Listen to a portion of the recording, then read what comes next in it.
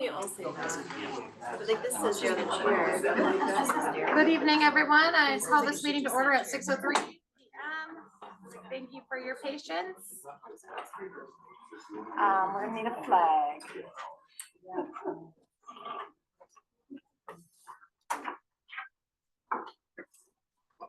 And please stand for the pledge of allegiance. I pledge allegiance to the flag of the United States of America and to the republic for which stands one nation under God, indivisible, with liberty and justice for all.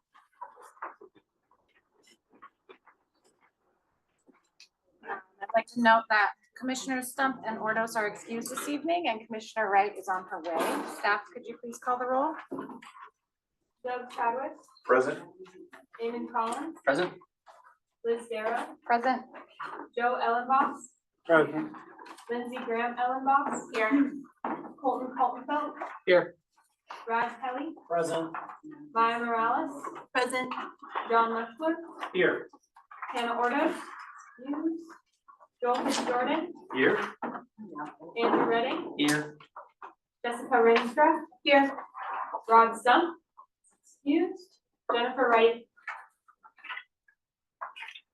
Thank you. Are there any amendments to today's agenda? I would like to move that we push amendments 19 and 20 to the May 29th meeting. That's because Hannah is not able to be here tonight and there's not too much on that agenda, so it should be a good spot for it. Go ahead. I would like to move that 11 and 31 be placed on the June 12th. Okay, one sec. We have a motion and a second to move. Oh, sorry, I thought we were doing a group. That's right. Amendment proposals 19 and 20 to May 29th. Is there any objection to doing that by Madam consent? Chair, Yes. just on the face of it, the fact that Hannah's not here is unfortunate, but we can't consider a substitute amendment as is listed because the substitute has to be taken up at the same meeting in which it was considered. This was considered in Deming, the first portion of it, the first half. I believe the record shows that you split the issue and we dealt with a vote on part of it, but we didn't vote on the other part. And maybe tonight would be a time to take care of that because that particular vote, as on our agenda that night, required, after it was split, two separate votes with then a third vote, either approving or disapproving what we accepted on those. And that not being done, it's causing people to report to the media that that's going to be on the ballot, and it won't be on the ballot until we finish it. So only one half is done, second half needs to come up. It would be appropriate for us to go ahead and bring up the second half tonight and get that taken care of and then have a vote. Point of clarification, are you talking about the referendum and initiative?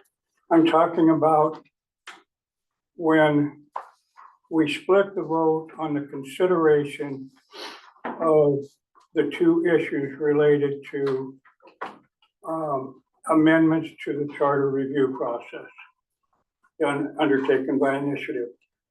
It was moved to us, it was on the agenda for that evening, and it was moved that there were two items that were stricken. One was the number.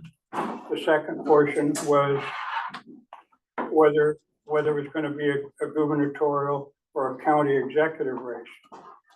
We split the issue. The chair took that. It was Andrew's motion. We took that issue, we debated it, we approved it. 10-4, I believe it was. And then we immediately adjourned and went into a break and then went on to other issues. So I'm just, all of this by way of explanation, explaining where we are. We have not approved anything on that. It requires two more votes in order to approve it or disapprove it. So additional point of clarification, amendment number 12, which modified the signature requirements for referendum, came forward after that and failed. So I don't see the conflict in doing it at the next meeting.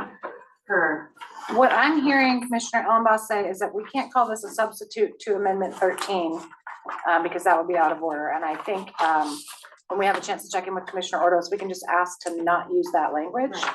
The proposal, I think, stands on its own. So that, would that satisfy what you're saying, Commissioner Ellenboss? I'm just trying to clarify what we really have before us, that's all. I'm not speaking as to whether or not this should be put off, I'm just saying that it's not what everybody thinks it is because we haven't completed the process. Commissioner Redding?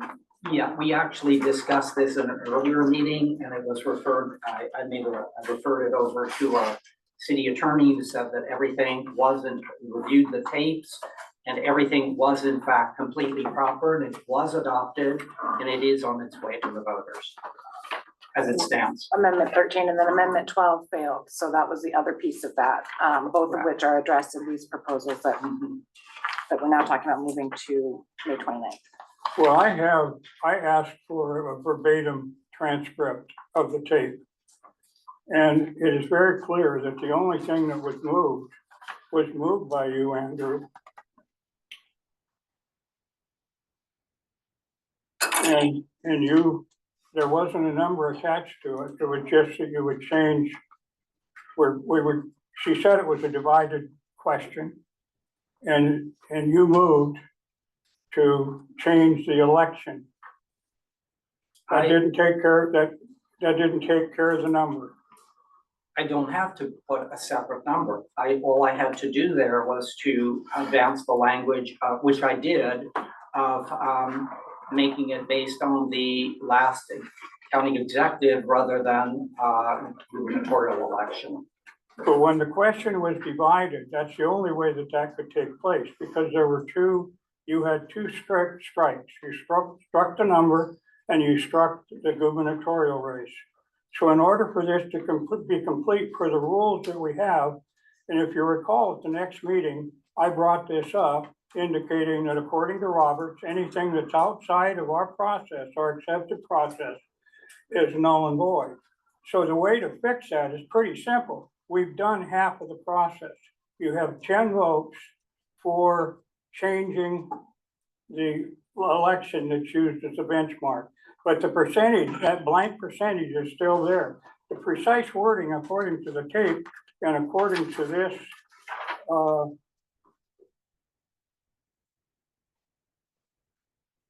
according to this particular, and I'll just read from this.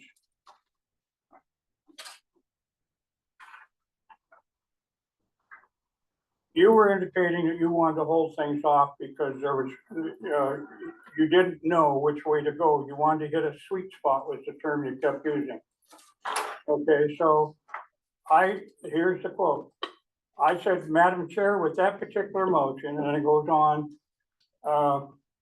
and the chair advised you to go ahead and submit a name for which election you wanted to have.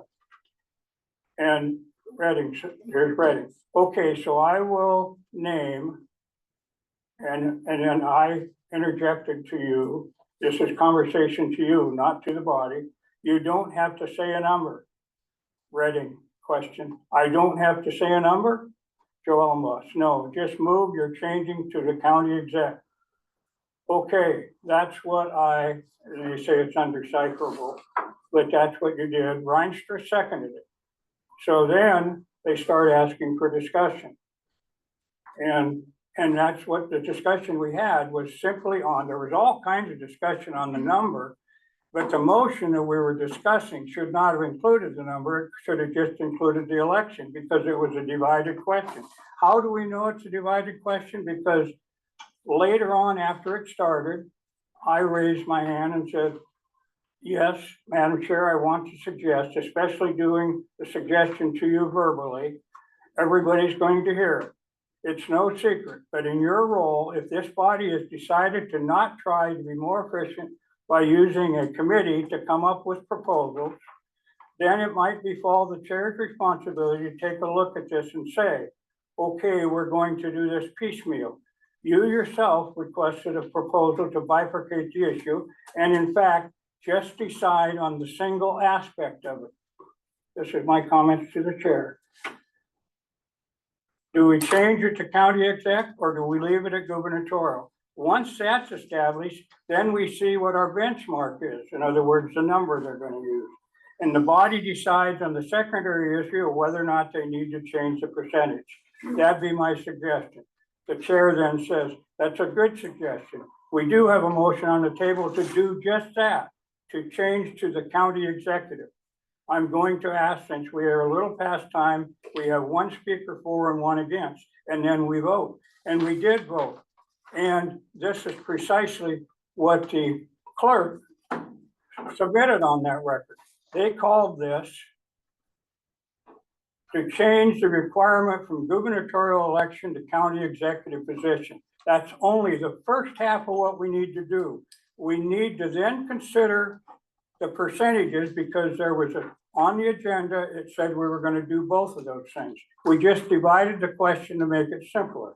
So once that number is arrived at that point, then this body has a final vote, and that is to vote on the two numbers, the two things have been accepted, that have been indicated, the election and what the percentage will be. And that's what this individual relied on, because I fully support the concept at that point of changing it, making it simpler. But I had no desire to leave it at the same percentage, so that you wouldn't have your 10th vote. And I'm just guessing, I can't speak for Mr. Muchler, but I think his mind was somewhat in the same vein to try and make it consistent, but not, I don't think that he was looking to substantially reduce the number. Can't speak for him, but I can speak for me, and you would not have had a 10th vote. You would have had 9 votes if it was a number that was unacceptable to me. So that's why this is an important issue, and that's why we get to the bottom of it. I don't know what attorney you talked to, but Over there, so our attorney. so that I'll be happy to sit down with that attorney and if we follow that particular path. But his advice to it, if it's anything other than what I just said, is patently incorrect. And we all know that. We can all go back and listen to the tape and review it. Thank you. Go ahead, Commissioner Morales. I just want to respectfully respond to that. We have dealt with this issue before. We did come to an understanding before that what we essentially did was amend that motion. The motion was made, it was seconded, and we took a vote, and that is the piece of it that moves forward. Leaving some of it on the table that doesn't move forward does not negate the motion that we voted on. Oh. So I would ask our attorney to clarify that again, but I think that is my understanding. Well, remember our rule. This is question. You guys made the rule that before we can discuss anything, we needed to submit at a previous meeting what the intention is. And the intention and the submission of Mr. Redding was to strike the percentage and to strike the gubernatorial election. And we would, in meeting, decide what those numbers were. The only motion before us at the time by Mr. Redding, and the wording was precise, was that it was going to be to change the election. So the number has not been arrived at. Until that number is, until there's a motion as it relates to that number, we're only halfway done with that issue. And hence, we haven't had the opportunity. No commissioner has had the opportunity to say yes or no to what this body has, by virtue of a voting process, decided those numbers should be. And if we don't get to 10 votes, then it doesn't go to the voters. Is there any reason why we can't move forward with the motion to discuss it at the next meeting? And that would give you time, Joe, to meet with council if you choose to? If the council's not prepared to stand right up right now and say what he's saying is correct, but Is there a reason why we can't do it at the next meeting? Yeah. I guess I'm okay with that, except that I brought these same facts up at the next meeting after Deming, when the minutes were presented to us, and I said, this can't be, because there's nothing in the minutes that demonstrate that the chair undertook the proper activity to undertake this, and if we don't follow the procedures that we set for ourselves, then according to Roberts, it's null and void. Point of clarification, I think the bringer of the amendment can amend their amendment prior to the vote. So, did you have one more thing to say about this? I was just gonna say, the only motion I made, and if you go back to the motion was simply to change from gubernatorial to county executive. I said nothing whatsoever about withholding the other. It was simply, that was what the motion was, and that was what was adopted. I'll refer it again to our attorney, with regard to the last time I did that, he said that he reviewed that and it was done correctly, and it is in fact passed. That doesn't mean that Commissioner Ordos can't bring up something else at the meeting that you're talking about referring it to in any way, but that was done properly according to our attorney. We have a motion to move amendment proposals 19 and 20 to next week's meeting, May 29th, as Commissioner Ordos couldn't be here this evening. Is there any, Commissioner Marshall? Included in that batch, number 24 as well. Well, if we're doing a batch, then I'm gonna let Commissioner Morales go ahead. I prefer not to. But it sounds like, yeah, okay. Thank you. That's the maker of the motion. I think you want that right. Yeah. Is there any objection to doing this by consent? Chair, who's Yes. the second on that? Rinstra, Thank you. you want a roll call? Yeah, no, I consent is fine. Oh, okay. All those in favor of moving amendment proposals 19 and 20 to the May 29th meeting, please indicate by saying aye. Aye. Any opposed? Okay. Commissioner Morales, go ahead. Yeah, I just wanted to move 11 and 31 to the June 12th meeting, given that we have a pretty packed agenda with new business here. And I want to make sure that we give that plenty of time.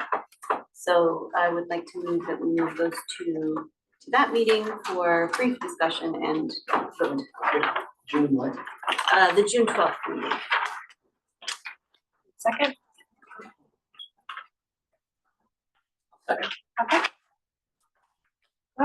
I'd be willing to move amendment 31, but amendment 11, we've moved, I think this will be the third time. And I think it's, I lost it to move that. I'd like to get off the agenda tonight, if you have plenty of time to address it. Because we've had lots and lots of discussion about it.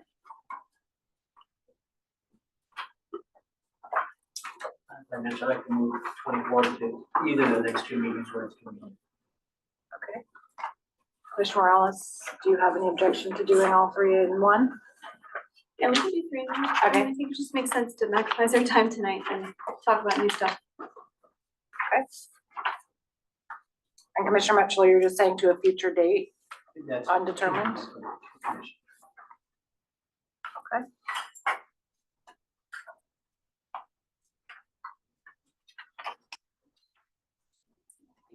Commissioner Ellenboss, I wonder if you would, if you're asking to change this motion so that it splits those up, or how you want to proceed with that? Yeah, that would be great. As a maker's motion, have that choice. Yeah, I don't think that's a friendly amendment. I'd like us to deal with this later when we don't have new things on our agenda. And we've given it plenty of time. I think we're probably gonna just have a simple vote. Further discussion? Excuse me, did you move an amendment? Would you like to move an amendment? I made it as a friendly amendment first, and she. Okay, would you like to move an amendment that's not friendly or just? I think this is the role of the chair. I'm just trying to clarify. No, there's no motion to amend. Okay. Commissioner Chadwick? Yeah, just for clarification, you're asking to move the discussion on the salary commission or the salary for charter review members? Yes, yeah, fairly narrow, simple issue that I think we can I probably. agree. I think it will be a fairly simple vote. And, Agree. and I'll have to agree with Commissioner Ellen Boss in that we've discussed this. It's been on our plate for a while, move forward. So I would also recommend that we deal with that today. So we have 3 items. I'm happy to pull 24 since you said confused. Simplify that. Too many, I apologize. I'll pull that for now. two items. Amendment 11 and Amendment 31. The motion is to move them to the June 12th meeting. Is there any objection to doing this by consent? Need a roll call. Carol, Yes. Ellenboss, I abstain in that I'm somewhat confused, but that's not important. Lindsay Graham Ellenboss, No. Colton Coltonville, Yes. Brad Kelly, No.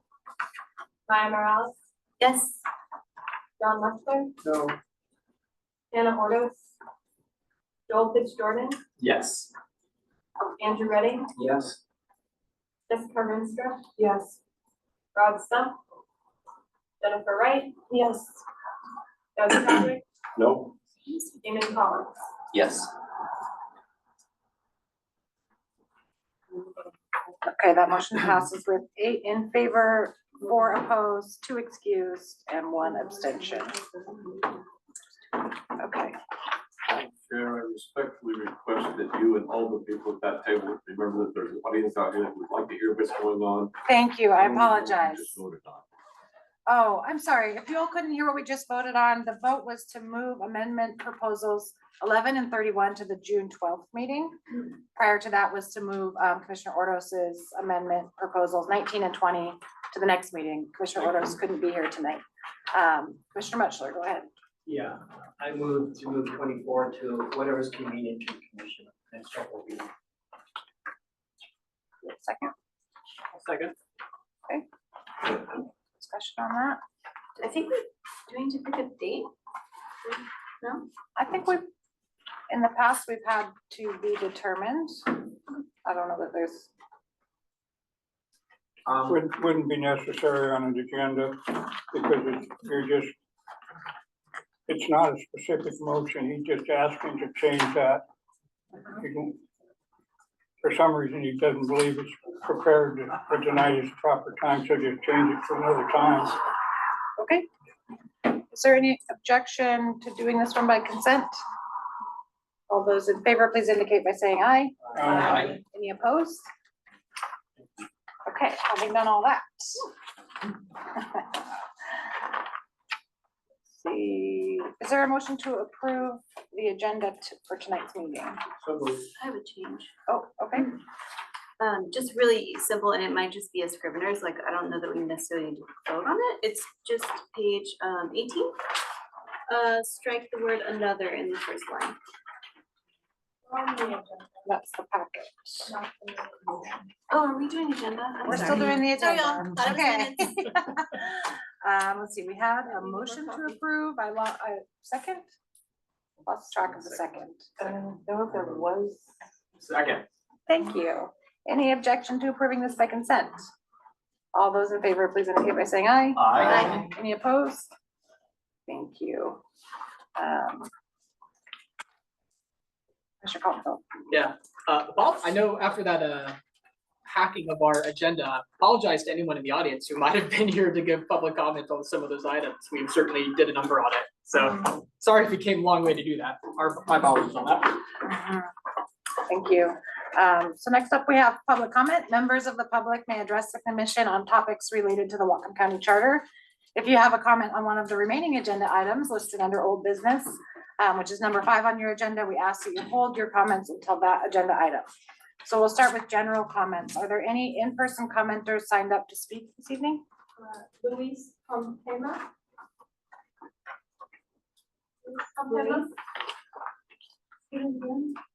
Who is Pompema? Well, that's me. Oh, good. Thank you. I thought it was much number 4. I thought that tonight we would be talking about ranked choice voting. I'm sorry, I don't see it on the agenda at all. So are you gonna speak about it or ask about it? You're welcome to It is going to comment. be on the agenda? Yeah, we just moved it to a later Are we time using or a that vote, but podium? you're welcome to give your comment. Thank you. I am opposed to it. I see the results and Mr. Westerfield will probably follow with more details. Sally Minkley, I hope their names are both on your list. Are they? Because they know more about it even than I do. I only know the effects I've seen in other states, and you don't want it, no, thank you. May I also say, paper ballots, voter ID, what were the other things? There's so many other things we need to have our elections improved, and I hope that those will come up too, when ranked choice voting comes up, only to be defeated, right? Thank you. Rosemary Van Beek. Y'all want over there, or you want me here, doesn't matter to me. Just project nice and loud, and we'll all be able to hear you. Y'all see, I had a lot, but I decided to change it. I'm a conservative. I vote Democrat or Republican. It depends on who's running and their stance. I do read y'all's paper thing y'all send out and make sure, trying to find people that won't throw my money away. I'm tired of that. When I started coming to these meetings, I didn't know anybody here. I got to know several people. And I did kind of, the first meeting, kind of check off who I thought was gonna vote certain ways. And guess what? Y'all pretty well done what I thought, which is kind of sad because I was hoping some of the discussion would change minds. This charter is supposed to represent all the residents of the county. That's what a democracy is. There's a lot on the agenda tonight, and I hope that all these issues get completed, because the issue that I've been waiting on every meeting seems to have been put off to almost too late to get on the ballot. And y'all know which one I'm talking about, and that's getting rid of the at-large and having each district have their own person. So we each have equal vote on the council. It's set for June 3rd, which I hope it stays there. I just hope that all of you consider my request and let the people of the county should decide how they want to be represented, and not just a few on the commission. That's what the democratic process is, plain and simple. Thank you. Thank you. I have Sally McLean. I'm speaking about ranked choice voting. This is a fundamental change in the way the voting's been done historically. From the founding fathers, it's been one person, one vote. And I found ranked choice voting is it's a real lack of research and evidence to show that it is an effective change. It's a drastic change, and it's just not out there. The one study I did find actually came out of the Harvard Kennedy School, Ash Center for Democratic Governance and Innovation. And it's Professor Nolan McCarty. And his research warns that it could have unintended negative effects on minority communities, representation, and influence. And this is one of the things that is touted about ranked choice voting, is it's more helpful to get minorities. Now, the one thing that does research though is that in some areas it gets more minorities out, but on the other side, we're not just interested in inputs, we're interested in outcomes.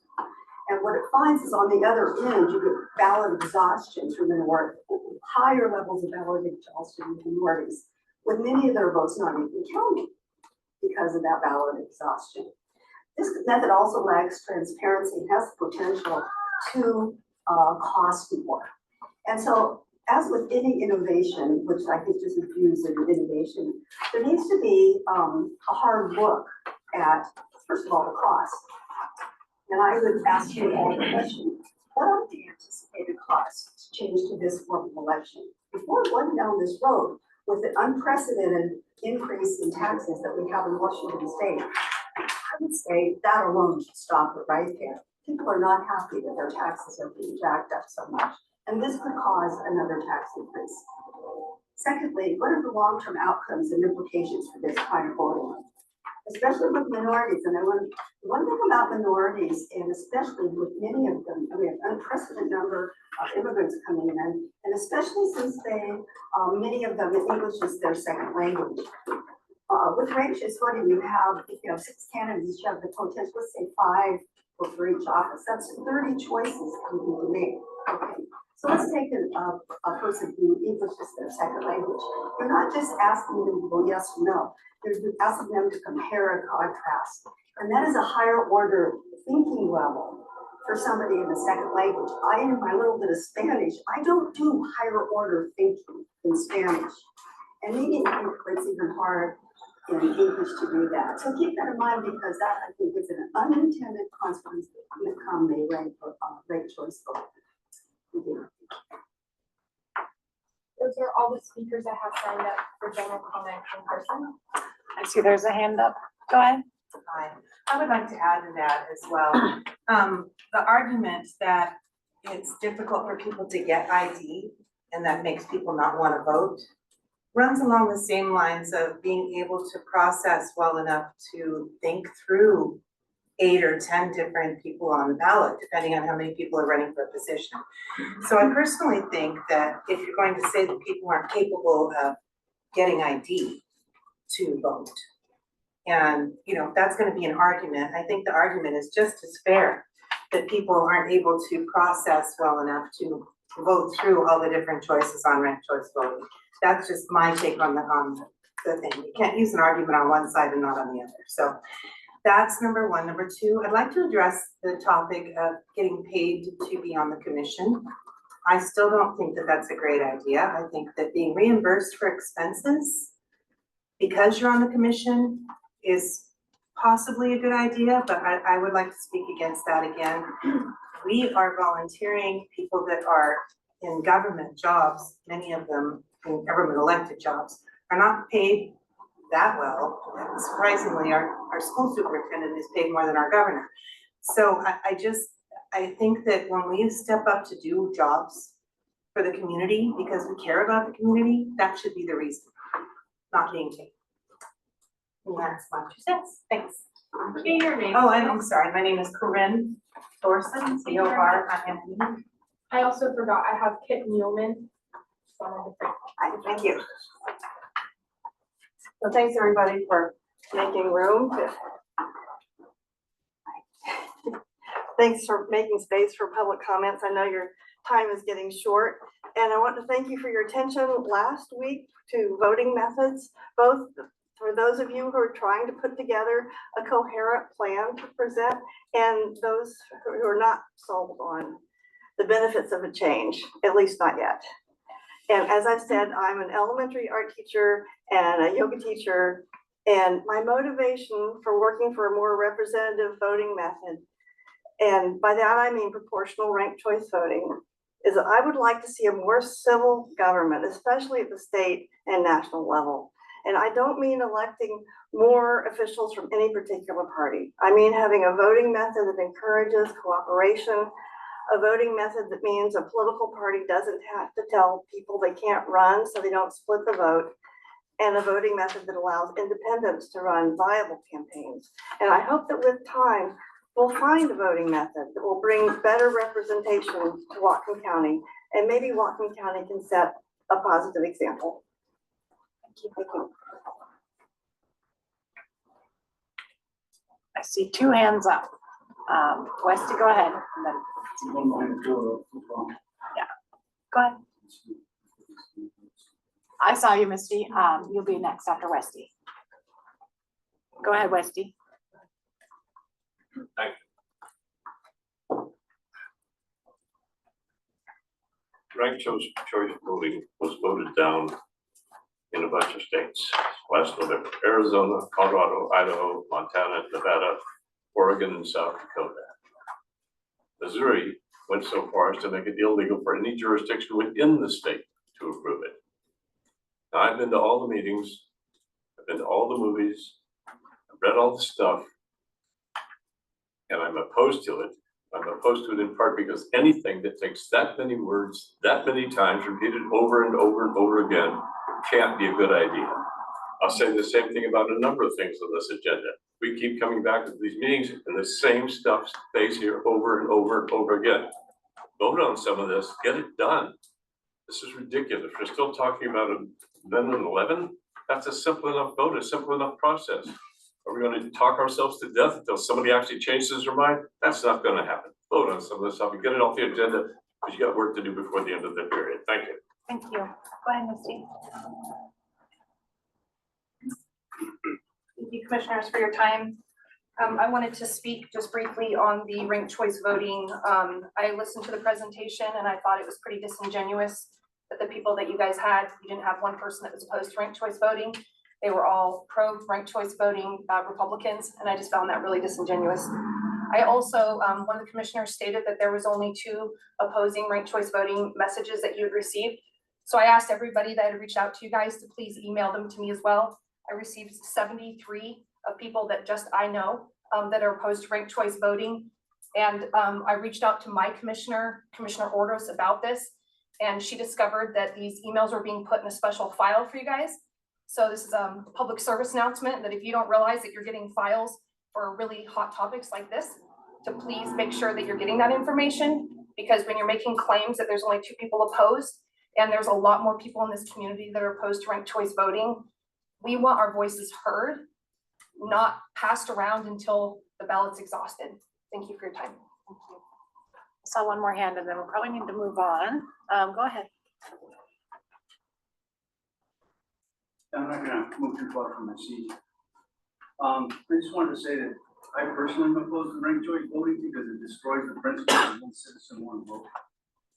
The way I understand it, if my candidate that I voted for doesn't win, my vote can be given to somebody else, and that's illegal as well as wrong. And it's essentially it. I don't want my vote watered down. I don't want my vote misplaced, and conceivably go to someone whom I'm ideologically opposed, and that is why it should not even be considered. And one more thing, the citizens of Whatcom County have the right to elect their sheriff. It should not be appointed by a cabal of politicians at the county council. Thank you very much. What's your name? Kevin Burke. Kevin Burke. Thank you. Do we have any folks signed up on Zoom? Oh, 1 second. Go ahead.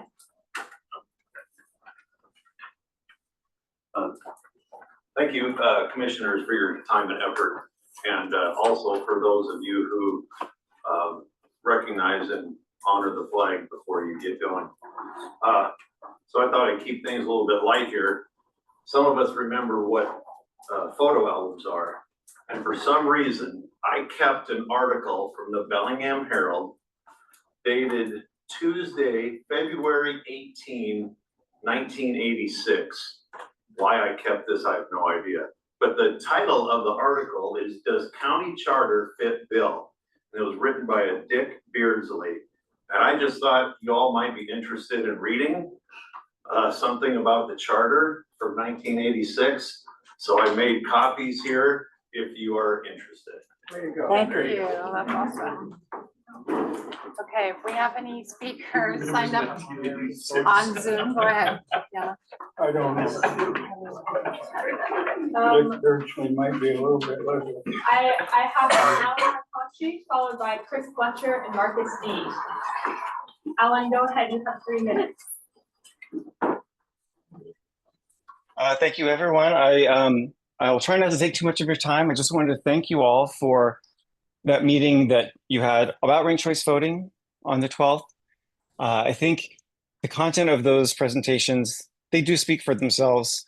Those are some really compelling speakers.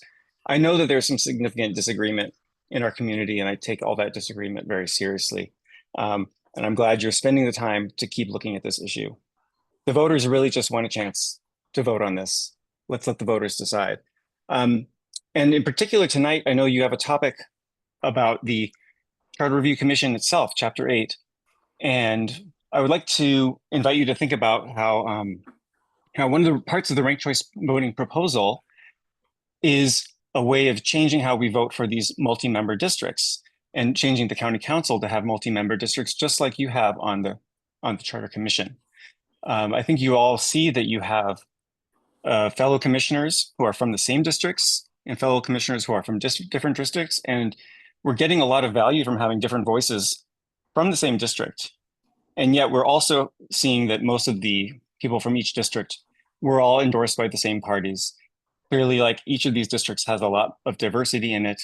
Having 3 commissioners in each of the districts is a great idea. We could do it better. We could do it more proportionally, really get a huge range of those 15 perspectives on the Charter Commission, and think about how those lessons could also be applied and be useful for the county council itself.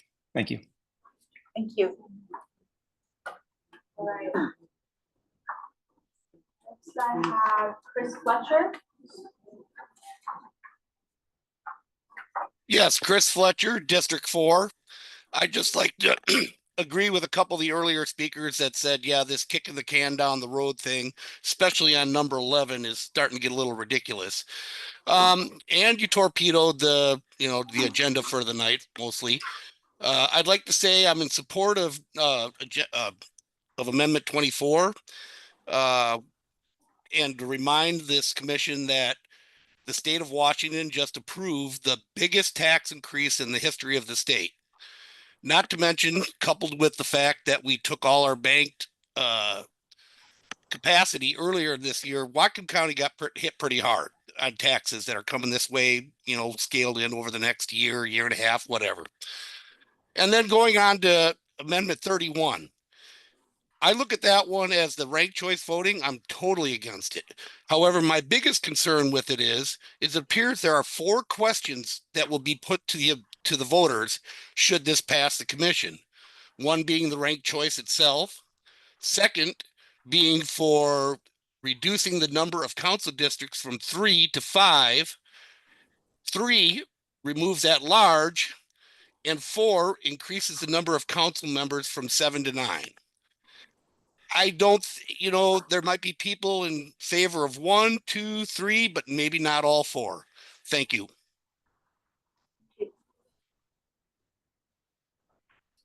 Next, I have Marcus D, followed by Brian Estes. Marcus, please go ahead. Hi, I want to start out this evening by thanking all of you for your efforts. When I look at the body of people who have assembled here to do this work, I'm super grateful for you all. I see true leaders in our community. I see doers in our community, and it is the doers among you, all of you, that I would like to address when I ask you, just in general, when you're studying these amendments, to please weigh what's going so right about what we've been doing, and in comparison with the amendments that you're looking at.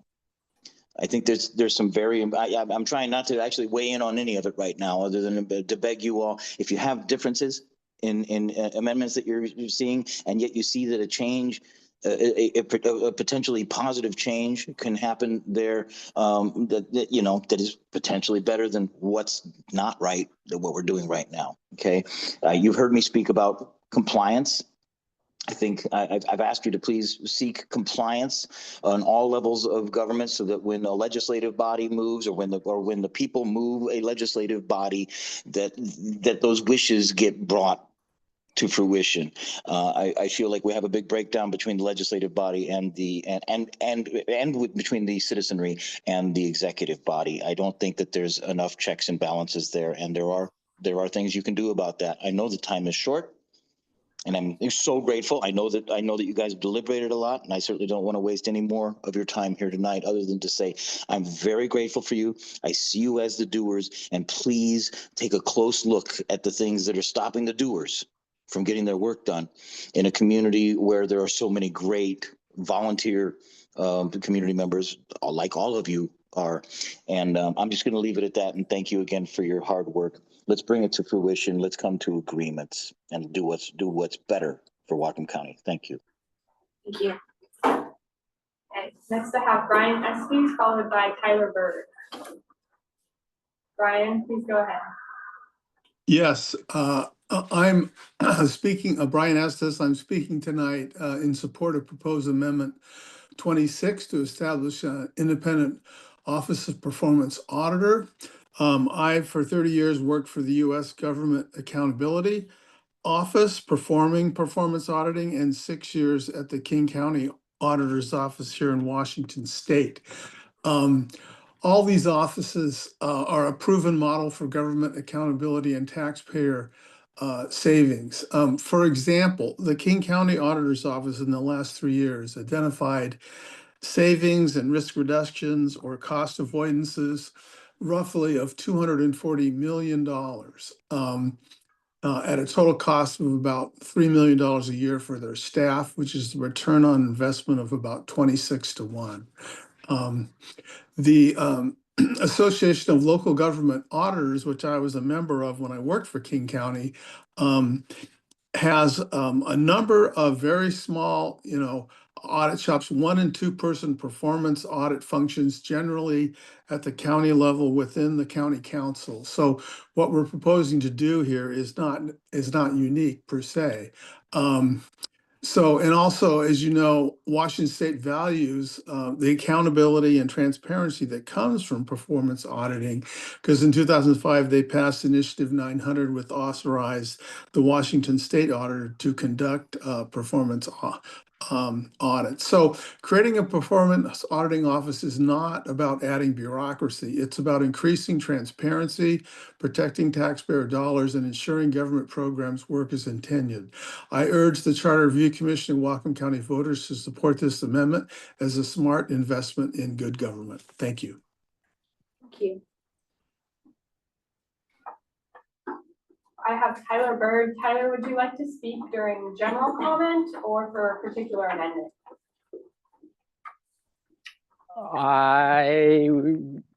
General's fine. So I was hoping to touch base on a couple different things real quick, and I have another meeting that I'll need to jump into here again. So this works just fine. All right, thanks. So the ombuds item, I wanted to speak to that. I very much like a lot of the things that are happening and that are attempting to get done with this item. Many of you know of some of the issues that the county has run into here very recently in the last year or two.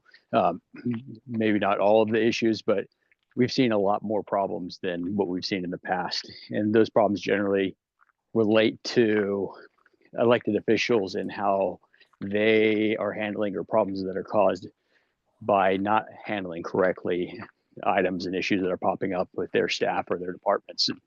And having a structure in which staff and community members feel safe to be able to bring these items and have them addressed appropriately, I think would be enormously beneficial. I don't know how we pay for it, but something like this, I think would work or would be helpful if we can figure that out.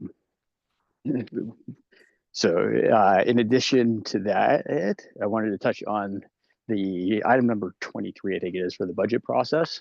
So this is another one.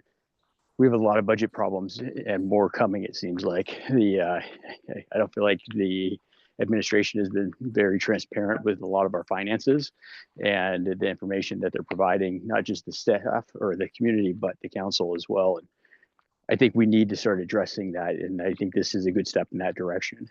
And yeah, I like what's happening here. I'm hoping you guys will move forward with that item too. And then last is the ranked choice voting. So I'm going to speak against that one. We've looked at that over the last couple of years. The council hasn't taken action on it directly, obviously. We did try it out at a meeting a few years ago, and it was a very interesting exercise, frustrating to some extent. But at the end of the day, this is something that is going to increase our costs. I don't see the value for our community or our staff in the county and the budget on this. If it's something that voters really wanted, then there's a process to go through and they can collect the votes necessary to get it on the ballot. And I'd rather see it go that way than have it put through by the Charter Review Commission. So I hope you guys vote against that one. That is all I have, but I appreciate you guys taking the time. Thank you. Those are all the speakers I have signed up online. Okay, good. Next, we're going to go ahead and go to the minutes. Commissioner Morales, did you have an edit request on that? Oh, wow, I totally forgot about that. I did. Yeah, just a simple the striking of the word another on page 18. very top of the first sentence, it just says Morales introduced another. It should just say introduced. They were both introduced. Circle charter amendment. Okay. I feel like we can do that by consent, but I'm not sure. Striking another, or are you just replacing another with a? I'm replacing it with a, thank you. Thank you, Morales Commissioner Ray. introduced a sample charter. Yeah, Strike striking another. Strike another. Leaving the. No, another in there. Madam Chair, Yes. I did, if there is a second, I did check with the clerk on this question, and we can have 2 votes and still approve it rather than bring it back, one to make the amendment and the second to approve. So I may, okay. Wait, what? Does that make sense? We're gonna vote to approve the amendment, and then we're gonna vote to approve the whole thing. Yeah. Right? That's what you're Yeah. saying, I believe? Okay, Yeah. yeah, that makes sense. Thank you. Yeah, I wasn't even thinking that this needed a vote because it's a Scribner's edit, but if we need to vote on it, is there any objection to, we don't have a motion on this. So if we need a motion, Move we approve the agenda. this is the with- minutes. With the striking of another. Another. Okay. We have 2 sets of minutes to approve. Are you wanting to include both of those, May 8th and May 12th? Sure, I mean, those come under term of Scribner's errors almost. For sure. Second. Okay, we have a motion and a second to approve the May 8th and May 12th meeting minutes. Is there any objection to doing that by consent? All in favor, please indicate by saying aye. Aye. Any opposed? Okay, good. Moving on to old business.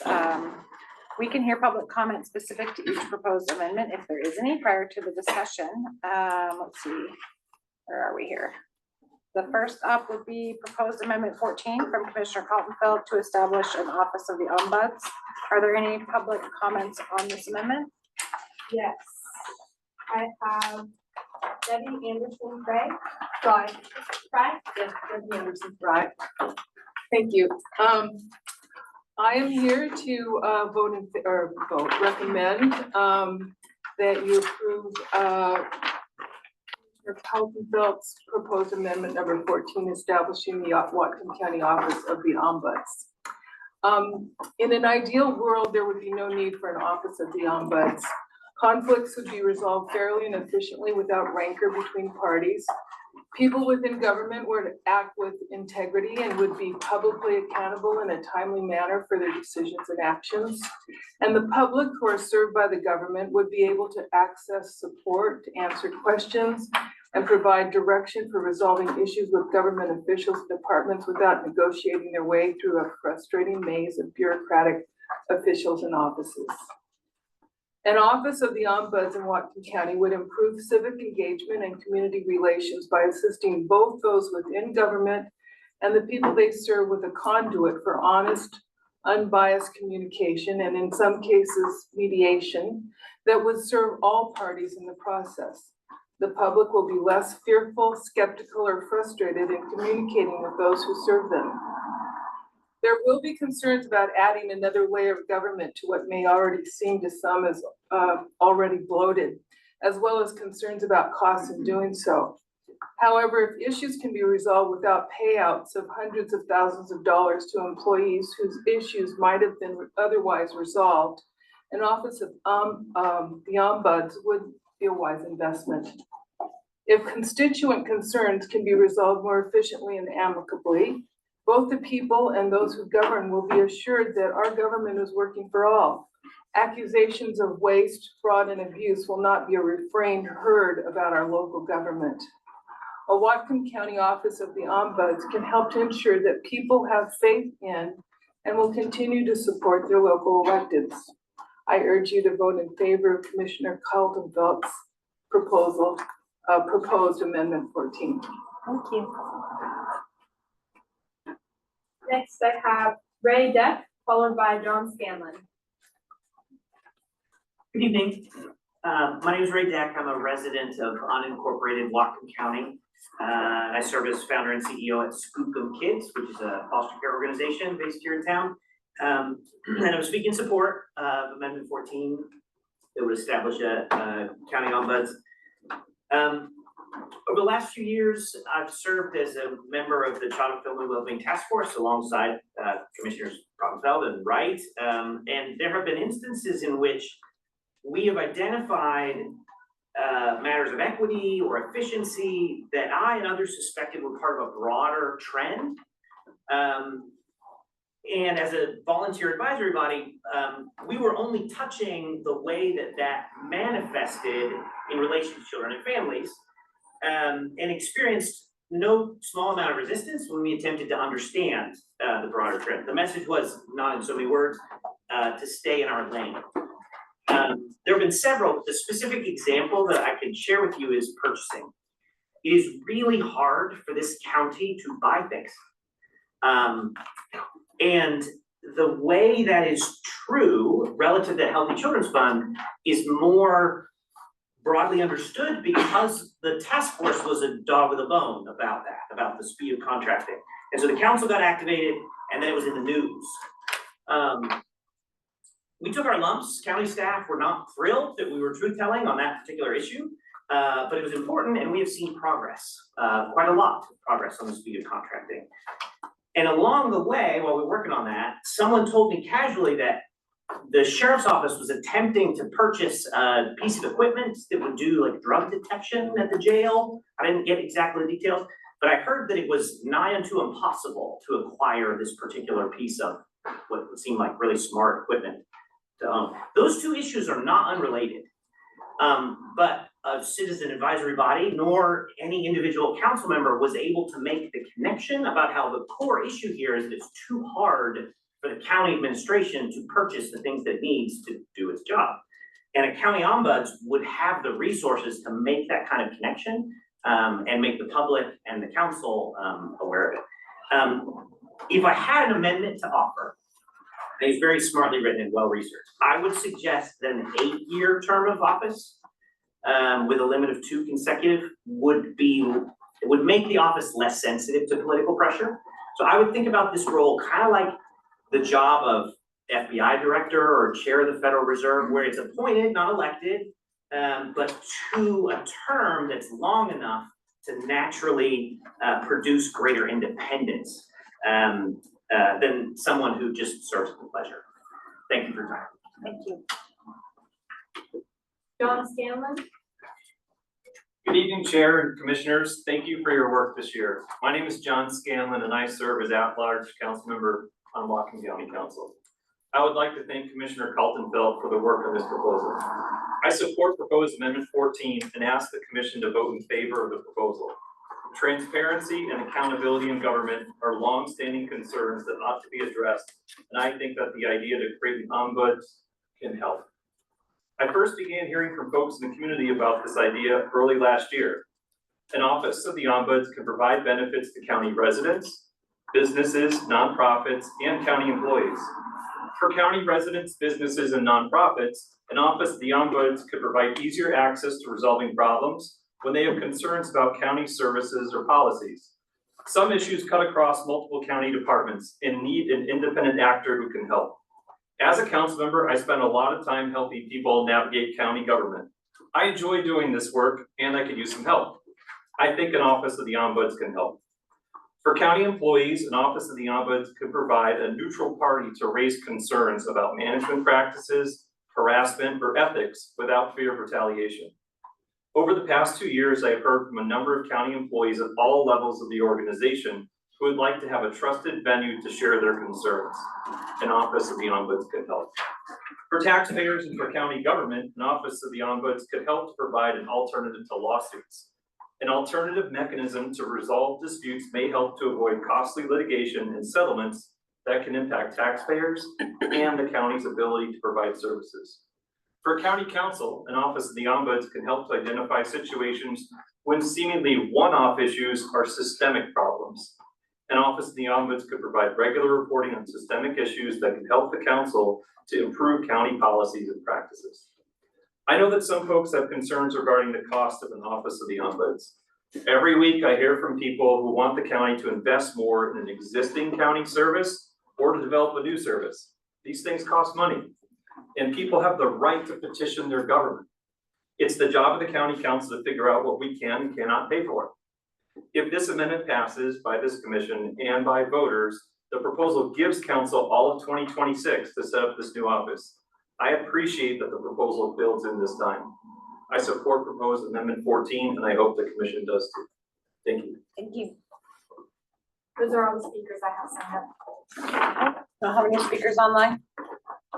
No. Okay, Commissioner Cottonfall, would you like to speak to your amendment? I would, yeah. I'll try to keep it relatively brief because I know we've had some conversations about this in the past, but really I'm bringing forward this proposal because I feel like it really addresses a lot of the concerns that we've heard from our community and that like we've discussed this as a commission. You know, we've talked a lot about how we can make our government more accountable to its residents. We've talked at great length about how to ensure that our council has the resources and support that it needs to ensure a fair balance of power between our legislative and executive branch. And we've talked about transparency, right? Quite a bit, and even unanimously voted on some resolutions calling for greater investigations into potential breakdowns in that accountability. And I think that this proposal touches on all of those things.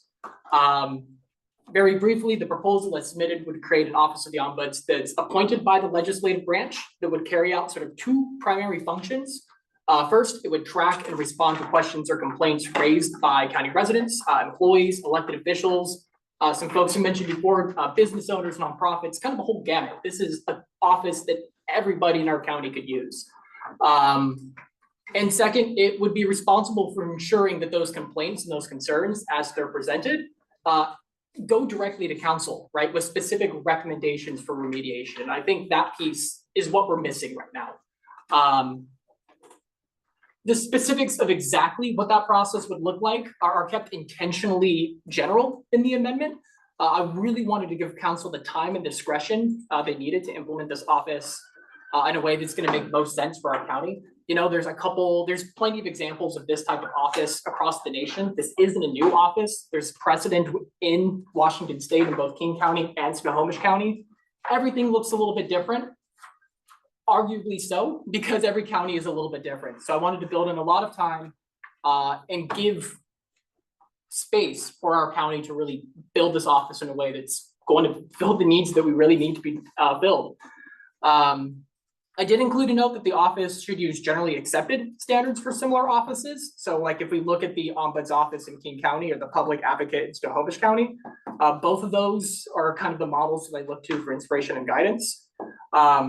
We do see that in both of those offices, and I want to kind of just dispel a general misconception, neither one of those offices have punitive power or the authority on their own to overturn any decisions. They can't fire people. They can simply make recommendations to officials for action, but they could mediate concerns.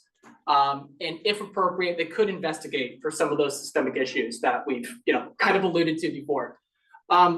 So like, a lot of the work typically done by these offices is either like a resource navigation variety. So for example, if someone has questions about appealing a property tax assessment or, trying to figure out what a hearing examiner is, right? The office could try to explain that process and sort of direct them to the right places. Though of course, there's by no means required to spend the time to walk that resident through every single step. The other type of work that this office could do is like a mediation type function. Some of the public commenters have brought that up before. So if a resident disagrees with a code enforcement decision and believes that the decision was made in violation of county, state, public law, was made on mistaken fact, things like that, the office could kind of look into that and either work with that agency on behalf of that resident to find a mutually agreeable outcome, or they could just explain, no, this was in fact made in accordance with law. And in a lot of ways, I feel like that's kind of what our residents are missing right now. If you get told by a county, you can't, or a county agency, you can't do this. I wonder why. I think that's probably wrong. You can build up a lot of narratives in your head, and God forbid you get to the point where you feel like, oh, I think I'm really in the right here. I'm gonna go sue the county, and the county's gonna spend a lot of money and a lot of labor trying to handle that. But if they felt like they had somebody they could go to who would advocate them, and even at the end of the day, they're like, no, these are the particular reasons why this decision was made. Maybe we could walk some people off a cliff there, right? Kind of taking a step back. So it kind of serves as a pressure release mechanism, for lack of a better term. But then there's a third way, right, that our ombuds can respond to complaints. And I think that's really where we're going to get the most mileage out of this office, and that's the investigatory function, right? Typically, these offices have the ability to navigate or investigate broader patterns or decisions that they believe might be county decisions that might be being made contrary to law or regulation, or unfair, or things that are being inefficiently run, or otherwise incompatible with the intent of our charter. So hey, there you go. That's kind of the tie into the work we're doing here. But at the end of the day, it's going to serve as a fact finder and a recommender. They're going to kind of take a look at these issues. Maybe they're helping some one-off stuff, but over time, they're noticing that there's systemic patterns. There's bigger things at play here that are really bogging down our bureaucracy, that are costing taxpayers money, that are wasting people's time, wasting staff time, and kind of just providing that high-level oversight that I don't think we have right now. Like we have mechanisms to handle complaints and to kind of have some checks and balances, but it's really fragmented. Right now, I just pulled together a list. We have HR policies and workplace protocols. We have some whistleblower protections under state law. We have departmental specific grievance processes. You can make a public records request. There's the Ethics Commission for elected officials. There's like scattering of code enforcement processors. There's the hearing examiner. These systems exist, but they're often siloed and they're hard to navigate. They're not talking to each other. And importantly, they leave gaps in accountability, gaps in authority, and residents and employees can often be left confused about where to go or sort of how to get their situation figured out. So this office, kind of helps with that. It gets around the fact that sometimes concerns get passed around without any clear ownership. And it ensures that we're not missing an opportunity to identify systemic problems or policy gaps before they blow up into, a lawsuit or a really embarrassing article. I think we as a county are very familiar with that. I feel like there was something even this week. The Cascadia Daily's really getting their mileage lately. But yeah, I've talked with staff, county officials, the public. I've talked with ombuds from across the state. And I've just heard frustration that our current approach is disconnected, it's reactive, it's not working, concerns are falling through the cracks, issues are getting delayed. There's no one single place responsible for tracking trends or making high level recommendations that our council can actually use to remedy some of these things. I'll wrap up very briefly regarding cost, because that's of course the biggest sticking point that I've heard from everybody that I've talked to, and I've personally wrestled with the price tag on this office. The way that I see it, this office, is providing that vital direct line of communication between our council and what happens every day, day-to-day operations. It's going to provide better visibility into how the system is failing its residents. And it's going to help us build a system that works better for its residents. And in the meantime, it's going to be helping our county's residents resolve complaints against their government on building more faith in our institutions. I think there's value in there. I can think of very few instances where citizens actually get a chance to vote on whether to expand government. So in this way, this office, if presented to the voters, which I very highly hope we do, they're really getting a say in a way that no other agency that I can think of has had to clear the same bar. And I believe that there's enough benefits that at the end of the day, we should probably let our citizens vote on whether this and make their own decision about how their tax dollars are spent. I had our staff run a very rough estimate. In the case that we want a completely independent office they're in their own building, 2 FTEs, 2 full-time people, essentially, we might be looking somewhere around $400,000 a year on like the very highest end. That assumes a totally independent office, not housed under another department. But regardless, we would still be adding a line item to the budget. So my hope is that this office wouldn't be formally started into the next budget biennium, so that our council could have the time to make appropriate allocations for this office based on revenue. So yeah, I will leave it at that. I'm happy to answer any questions, and go forward from there. So thanks for bearing with me for that long diatribe. You wanna start with the motion? Yeah, I would like to motion that we formally adopt and send proposal amendment 14 to the voters for consideration. Second. Oh, boy. Loving the excitement. This is a good sign. Yeah, okay. Was that a question you had? Oh, I was just gonna make a comment when it's appropriate to do so. Go for it. Okay, so I just wanted to thank Commissioner Kaltenfeld for bringing this really important proposed amendment forward for the voters to decide upon.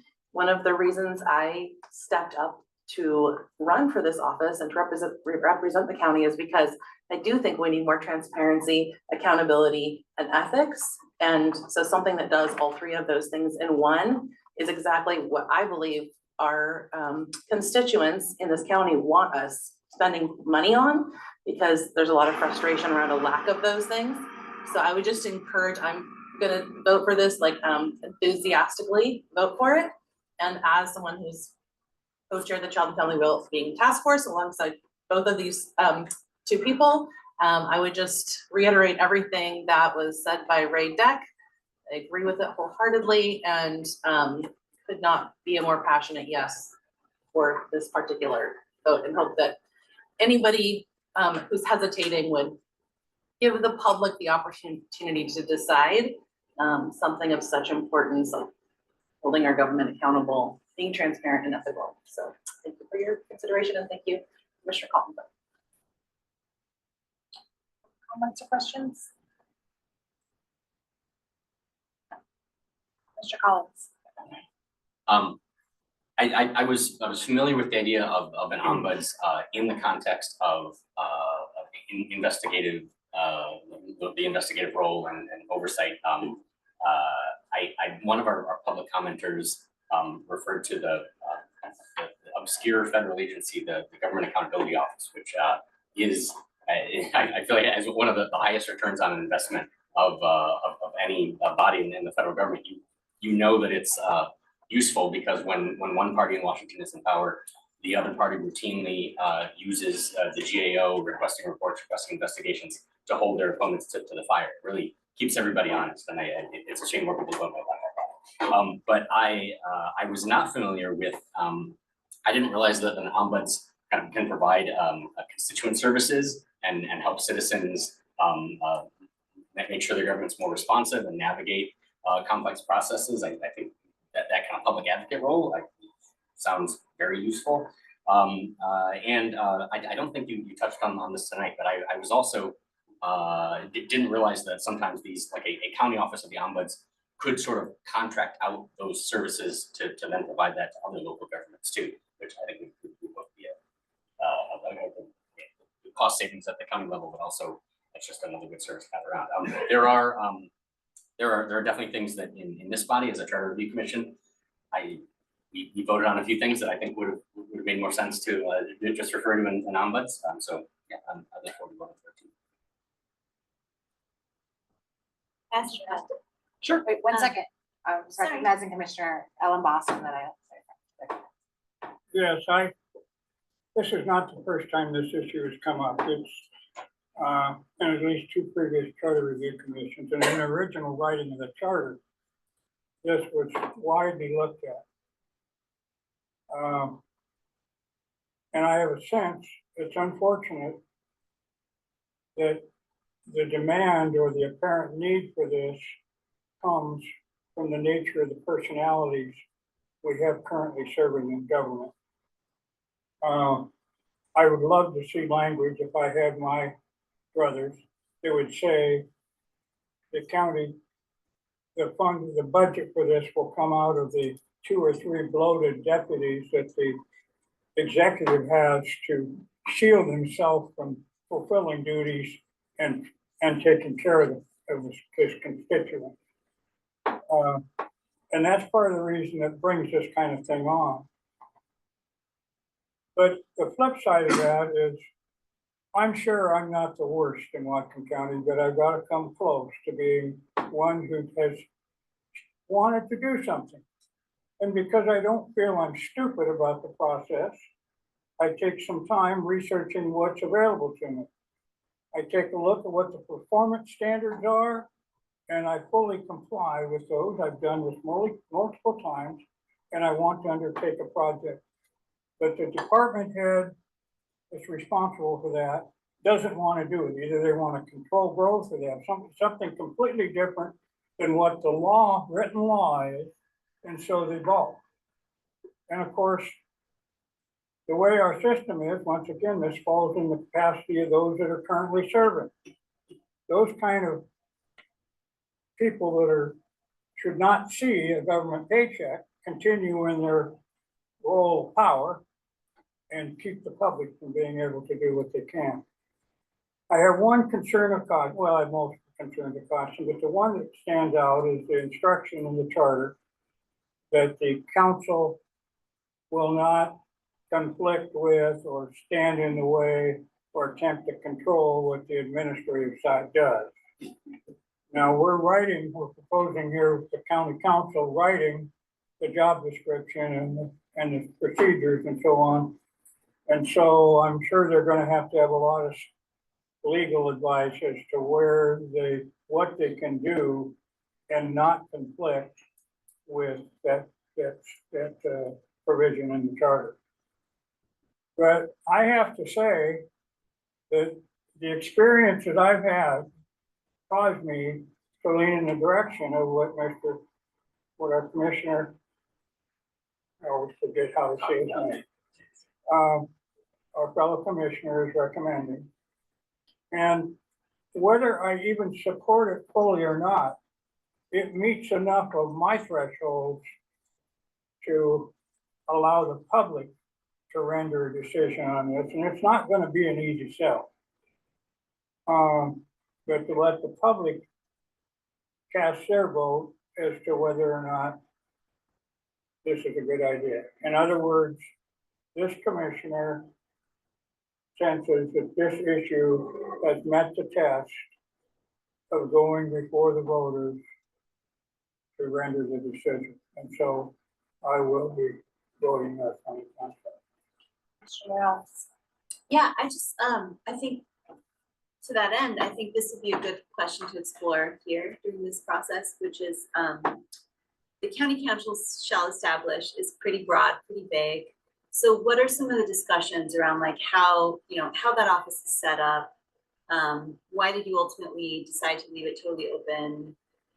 It's unclear whether it'll be an elected situation, an appointed situation, how that'll be happening.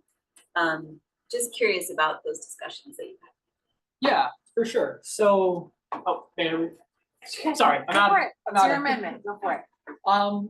Yeah, so to the point about it being appointed or elected, my intention is that it would be an appointed role. I think that while there's value in electing a role like this, it really requires a robust understanding of like procedural law, and just a very specialized skill set that if we are going to be investing the time and money into setting this up, would be best to have available to a nationwide search where we can find the best candidate. And additionally, it would be shielded from some of the political influences that come with an elected office, right? They're going to be more emboldened to investigate the things that they feel like they ought to because it passes the test of, is this breaking law? Is this being made contrary? To the idea of it being generally, the amendment being written more generally, I think it's, again, just to provide council with the flexibility to navigate a lot of these tricky legal questions that Commissioner Ellenboss has brought up. I think some questions that Ray Deck had brought up, how long is this position going to be appointed for? That's an important question. What balance of priority is this office going to have over investigating concerns versus, providing client casework? Those are a couple of the questions that come top of mind to me. So that's my take of that. Mr. Ready. Yeah, I'm going to say, first of all, I think this strikes the right balance in terms of not going into too much detail in the charter and leaving a lot of that to be worked out by the council, because it's going to take time to really be able to do that in a proper process.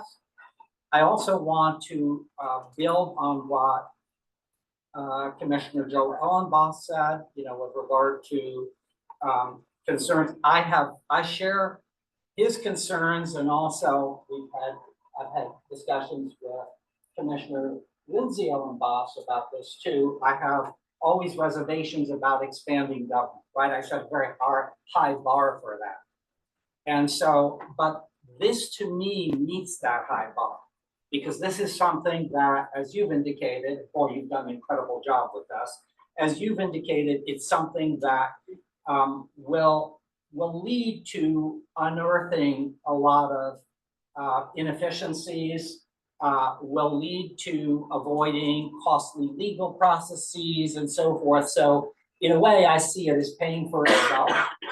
Nevertheless, I would say as well, and I would advise county council members that this does get on the ballot, does get passed by the people. There are a lot of things we can cut in the current county budget with no harm at all.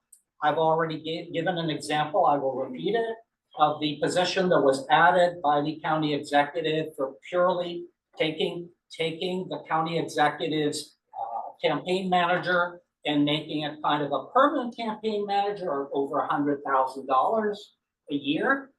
That money could be put to something like this. Similarly, you know, I've talked to a lot of first responders, to the people who run all of our different fire departments here, and they are not fans of the EMS department that's in the county setup, with the exception of the 3 doctors there. They say all of that could be eliminated and we'd be better off. There are opportunities here for budget cutting, smart budget cutting, and I would urge that, you know, that this be in the process of doing this, that there be smart budget cutting done in the rest of the budget that would help fund this. That's your match, sir. Thank you, Commissioner. Did you say that in Snohomish they call him or her the public advocate or the title? That's correct. I would say that's a superior title, and with high head. I also think that $400,000 is a low number when you think of 2 highly trained. And I'm just listening to what that person needs to know, level of skill. Possibly needing assistant, administrative assistant, an office, benefits, travel. So I think 400 would be probably on the low end. I would make an amendment when it comes to that time, that if this goes to the ballot, I think the cost needs to be on the ballot. Because I appreciate that. I wish the county council had listened to some of your advice a year ago when they took 100% of bank capacity, but I digress. We'll go from there. But I do think the cost of this has not been answered, other than you're going to cut somewhere. So and I really think the voters need to know what we're looking at in terms of expenses. Commissioner Chadwick. Thank you, Madam Chair. And first, I want to thank Commissioner Kaltenfeld. Again, I agree with some other comments. This was well researched, well documented. You definitely, you know, did your work on your homework on this. So I appreciate that. And there's a lot of things in this that I agree with.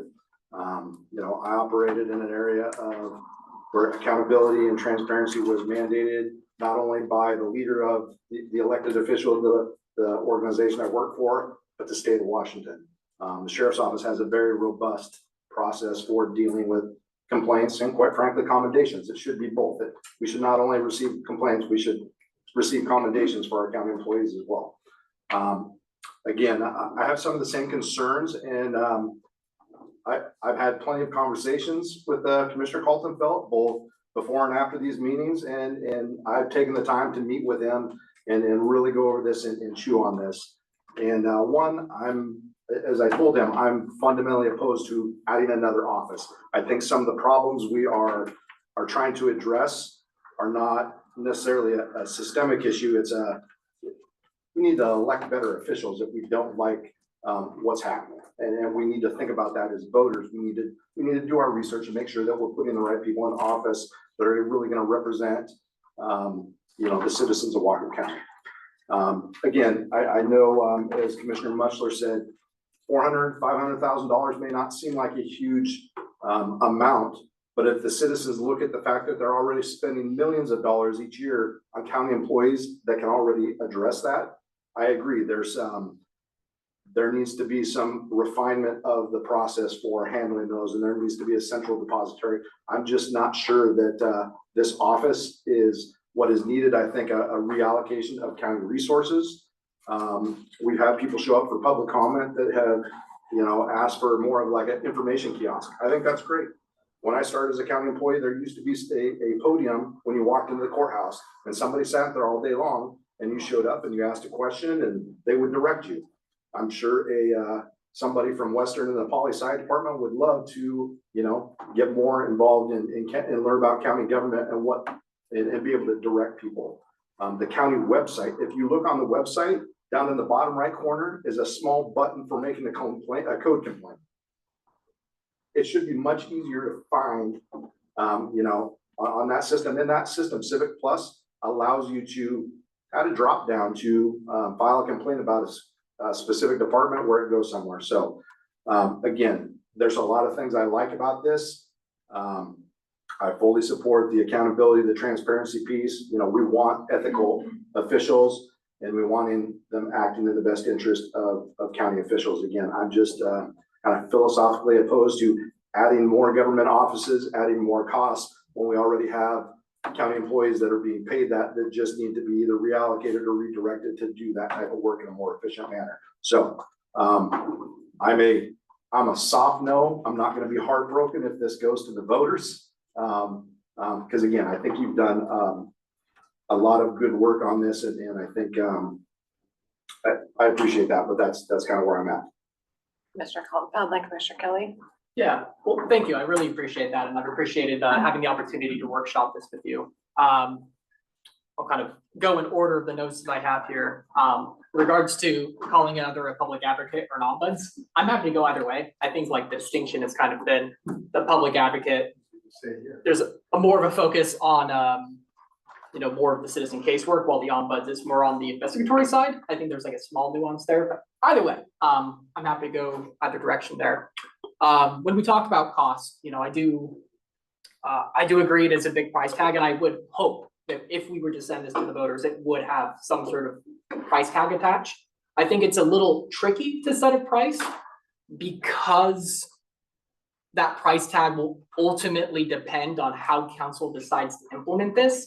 It is very possible that we could reallocate FTEs that already exist and move those people into that function. Like, it's very possible. Like I said before, we have a bunch of different FTEs, or we have a bunch of different people doing like small fragmented parts of this.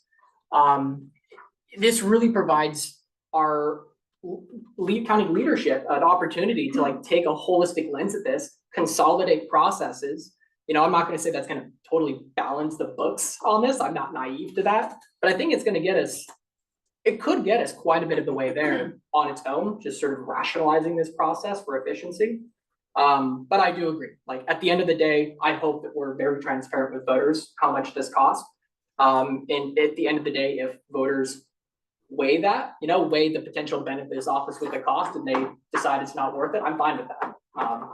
I just hope that we'll give them the option to make that call for themselves. But I do appreciate your concerns, and I'm hopeful that our council would find a way to make it hurt a little bit less. Commissioner Kelly.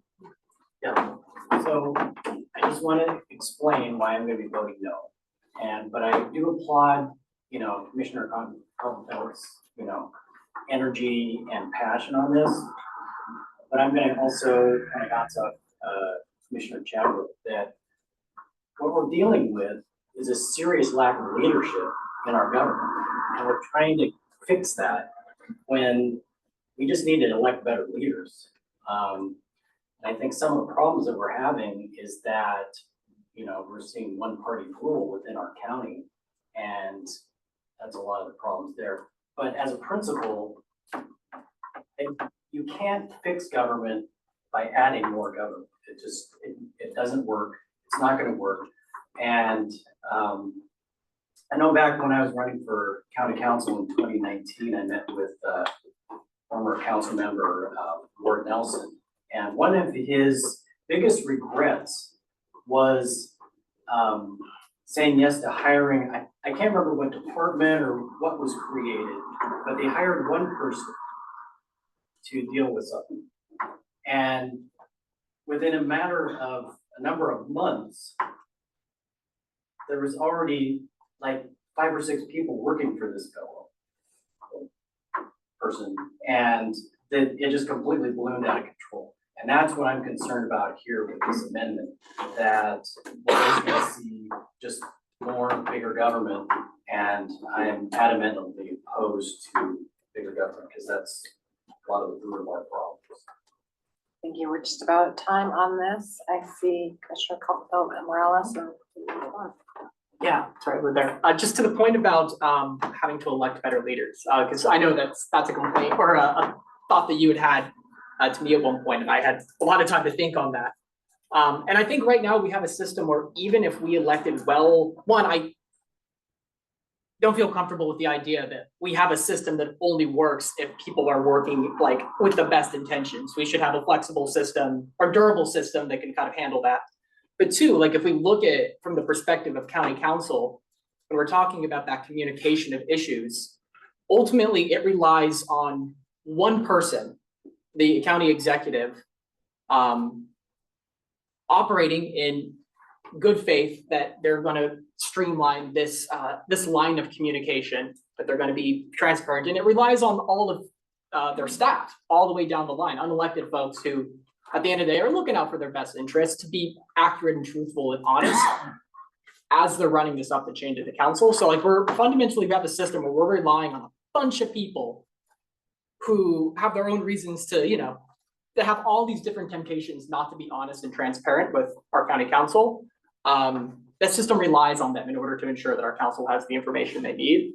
I fundamentally, like even if everyone is great, I don't feel comfortable with a system that has so many weak links.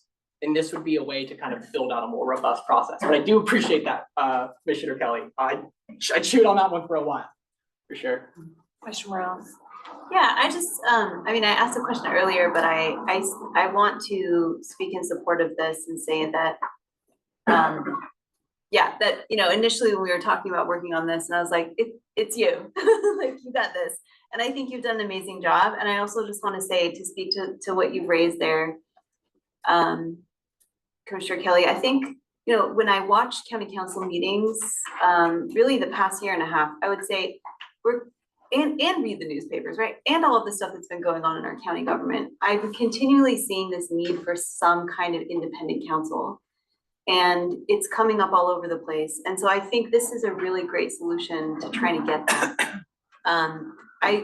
The reason I raised the question I did is because I just really hope that our council will do a really fair and impartial job when they figure out how to appoint or hire that person. And that there'll be a really robust set of like conflict of interest tests. Because I think that is the biggest part of this, right? To make it really work. I think we need to know that we've got a really solid person or a couple of people appointed or elected, hired for this role, so that we really do have that public trust, but also so that they can be that neutral party that even our council needs to be able to go to on possibly on some issues. So yeah, thank you for this work. Thank you everyone for the discussion. Is that a hand or are you just scratching your head?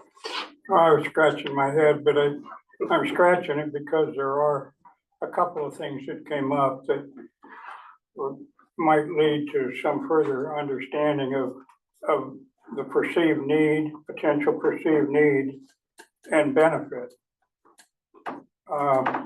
One of the concerns I have, of course, as a council in writing this, is going to have to be pretty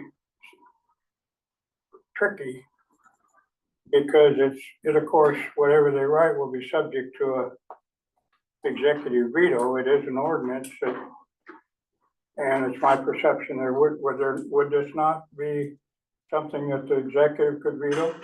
I'm looking at attorney. I don't think so. So, I mean, anyway, that's something that one needs to consider, but the other thing that and it's correct that we should be clever in who we elect. But most of the players that are causing the problem are part of the entrenched bureaucracy. And there are people that, for the most part, graduated from a very liberal establishment, and after 20 or 30 years, they've elevated themselves to the top. And so their interests are counter to what most business and professional concerns would be. And they're the ones having to deal with that. I sense that that's a tremendous savings. I too have some misgivings about things. I'm not wildly I've not supported it in the past, but I think because of the circumstances that face us now with the people that are in there and the things they are doing and the way they're flaunting and sticking their nose up at us even in our requests for data, I think it's at a point where the other people, the people we represent, deserve a right to render a decision on it. And that's why I'm giving it a favorable nod. Commissioner Pitts Jordan. Thank you, Madam Chair. I'll be very brief. I think one of the things that I look for in any decision making for this commission is what is the expected benefit in comparison to the expected cost. And we have a lot of really good cohort counties that have implemented a similar thing, and I think we have enough, for me, enough of a sample to be able to say that this is something that is going to provide, that we can reasonably say would provide a greater benefit, a greater return on investment for whatever is invested into it. I also want to emphasize that this proposal has been written in a really good way that is scalable. It's subject to whatever the budgetary constraints of the time are, and the council would have the ability to staff it as they see fit. And I think that scalability and that expected benefit as opposed to the expected cost is the reason that I will be voting yes, and hoping that others join me. Does anyone who hasn't spoken to this wish to speak? Okay. Does the council currently have the ability to do this without this vote taking place? Yeah, I appreciate that. So technically they could. I think there are kind of two main arguments for us doing it in the form of a charter. I think first that by passing it as a charter, like we're very clearly setting in the bedrock of our county's constitution what the role and power of responsibility of this office is. So it leaves very little question about the scope of this office and sort of the authority that it has to investigate and issue what it does. For the reason you noted, right? It could be vetoed, but if it was just passed solely by an ordinance, and of course, some of these establishing ordinances could have been vetoed, but this gets us much further along in that process. It assures that at least if voters vote for it, that like there will actually be some votes. But two, I think it maintains the integrity of the office in a way that establishing an ordinance simply wouldn't allow. I had a really great conversation with the president of the National Ombuds Association talking about this issue. And because I too thought, like, would it just be simpler for everybody? And she brought up a great point that, an office created and appointed solely by council would be vulnerable to whatever the political tides or personal dynamics are at any given time. And sure, there's still some variability with that in this proposal, but approaching it through the charter would reduce a lot of that surface area. So I think it just kind of prevents meddling to the degree that it would if it was solely an ordinance.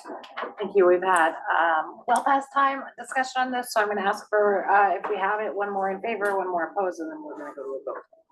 Go ahead. Oh, Commissioner Much. I would like to move an amendment that the cost would be included in the ballot description. If this moves forward, and I would say go ahead and make that $400,000. There's estimate cost, the first year cost of $400,000. That would be included in the ballot description. So that's a motion to amend the motion. Yeah, I'm happy to do that. I wonder, would it be because that $400,000 number, I think, was some back can math altogether. I would want someone else to do it. Briefly, Madam Chair, but now the title and explanatory statement are set to the prosecutor's office. I don't know that it would be proper to move in a charter amendment or lawful to change that duty in the prosecutor's office to require particular language in either the ballot or the explanatory statement. That concerns, especially in this case, when the number here is not necessarily as solid as we might like for these sorts of estimates. But I suppose I'll say, given that, if I imagine if this passed, I would probably be the one writing the pro statement. I assume. I'm committed to working with you to find, if we're not able to just build it in the charter or whatever, I'm happy to work with you to find what that number is, if it's 400 or more even, and ensure that gets concluded. I'm happy to withdraw that. My final comment was, you just mentioned this is something that the county council can do. And you express as a concern that this could be a very political situation, whereas most of the activity on votes would be individual citizens. In fact, I'm thinking citizen advocate maybe. But it would be, it's citizens advocates, not big government political issues going on. And so your admission that the county council can do this is one of the reasons I would. Commissioner Reddy, did you have a final comment? Yeah, I was going to say that as far as the a veto by the county executive, if this were adopted by amendment, as an amendment by the voters, doing that would be suicidal. We already have a county executive who is under a lot of, he does not have a good image with the public. This would not be something that would be politically feasible. Not only that, but even if they did do that, it would be very easy to get that 5-7 override, which is what it is, by the way, for a veto. It's 5-7. And I could see that with the current council, there'd be no difficulty doing that, especially if the voters have very clearly expressed their desire for this. Commissioner Morales? I just wanted to speak to that as well, in brief, just that if the council were to do this via ordinance instead of the charter, that it would make it easier to undo. So in a way, instituting this via the charter makes it more difficult to undo it once the people vote that, which I see as a benefit, because let's say the council had some issue come up that the ombuds considered, and they were found guilty of something or whatever, and they decided to roll this back. It kind of just reduces conflict of interest in my mind to have the charter create this. That's why I'm in favor of us doing that. Commissioner Wright? I would just say, I appreciate the concerns and the thoughts about council doing different things. And I'm not sure how to say this in the exact right way, but I've been sitting here thinking, we're talking about other elected officials maybe doing something versus us doing something and letting the public decide. And I personally feel I was elected by the public to do things that increase accountability, transparency, and ethics. I think all of us, it's like a totally nonpartisan issue. And I think it would be a grave disservice to our constituents as a county not to give them that choice when it's something that people care about so much. So people who have said they might consider voting against it, I just hope you'll, where we should all be flexible thinkers and open to ideas. And so I just hope that people will be willing to consider that. And we are also elected and can give this to the voters to decide, I think we should. Commissioner Fitzgerald? Thank you, Madam Chair. I would also point out that I think definitionally to this office is the concept of its independence from either branch of government. And the concept of pushing it to the council and saying that, well, the council should enact this rather than the charter would negate that very definition, that very baseline concept that this is an office that is independent of either branch and that is fully functioning to ensure ethical behavior and to ensure that every citizen has the appropriate amount of resources. Mr. Mitchell? I tend to think the county council does have the public interest at heart. Love to write it, and I don't care.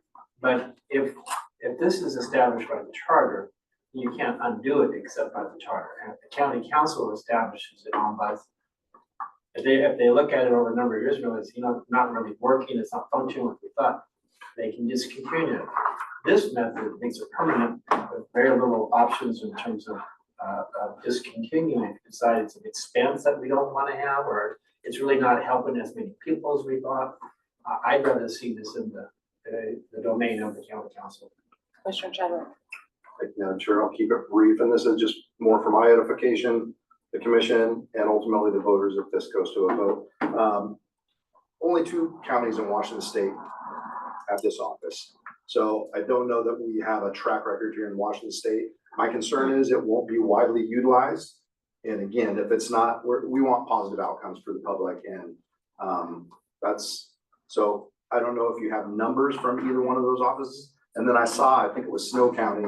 There's a lot of things that they cover, but it talks about how they would likely defer that to the department that they're asking about and let the department head handle it.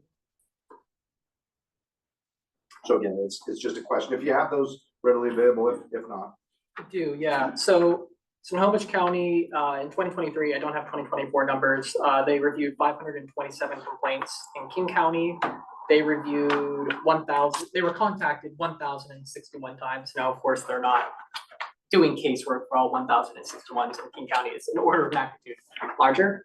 So we don't know the disposition of those, if they were referred to the office that they were asking about or anything like that? Yeah, I would assume from my understanding, talking with them, in the Snohomish instance, that is deferred a little bit more. King County is, of course, able, just by nature of the fact that they have a bunch of people and they are more focused on investigating, that less of that is. I do know of an example where last year they found their IT director had misused like $200,000, $300,000 worth of county funds, and they were able to find that and retrieve some of that. So like good work does get done by these. Okay. I appreciate that. Yeah. Seeing no further discussion, can we call the roll, please? Joe Ellenboss, I pass.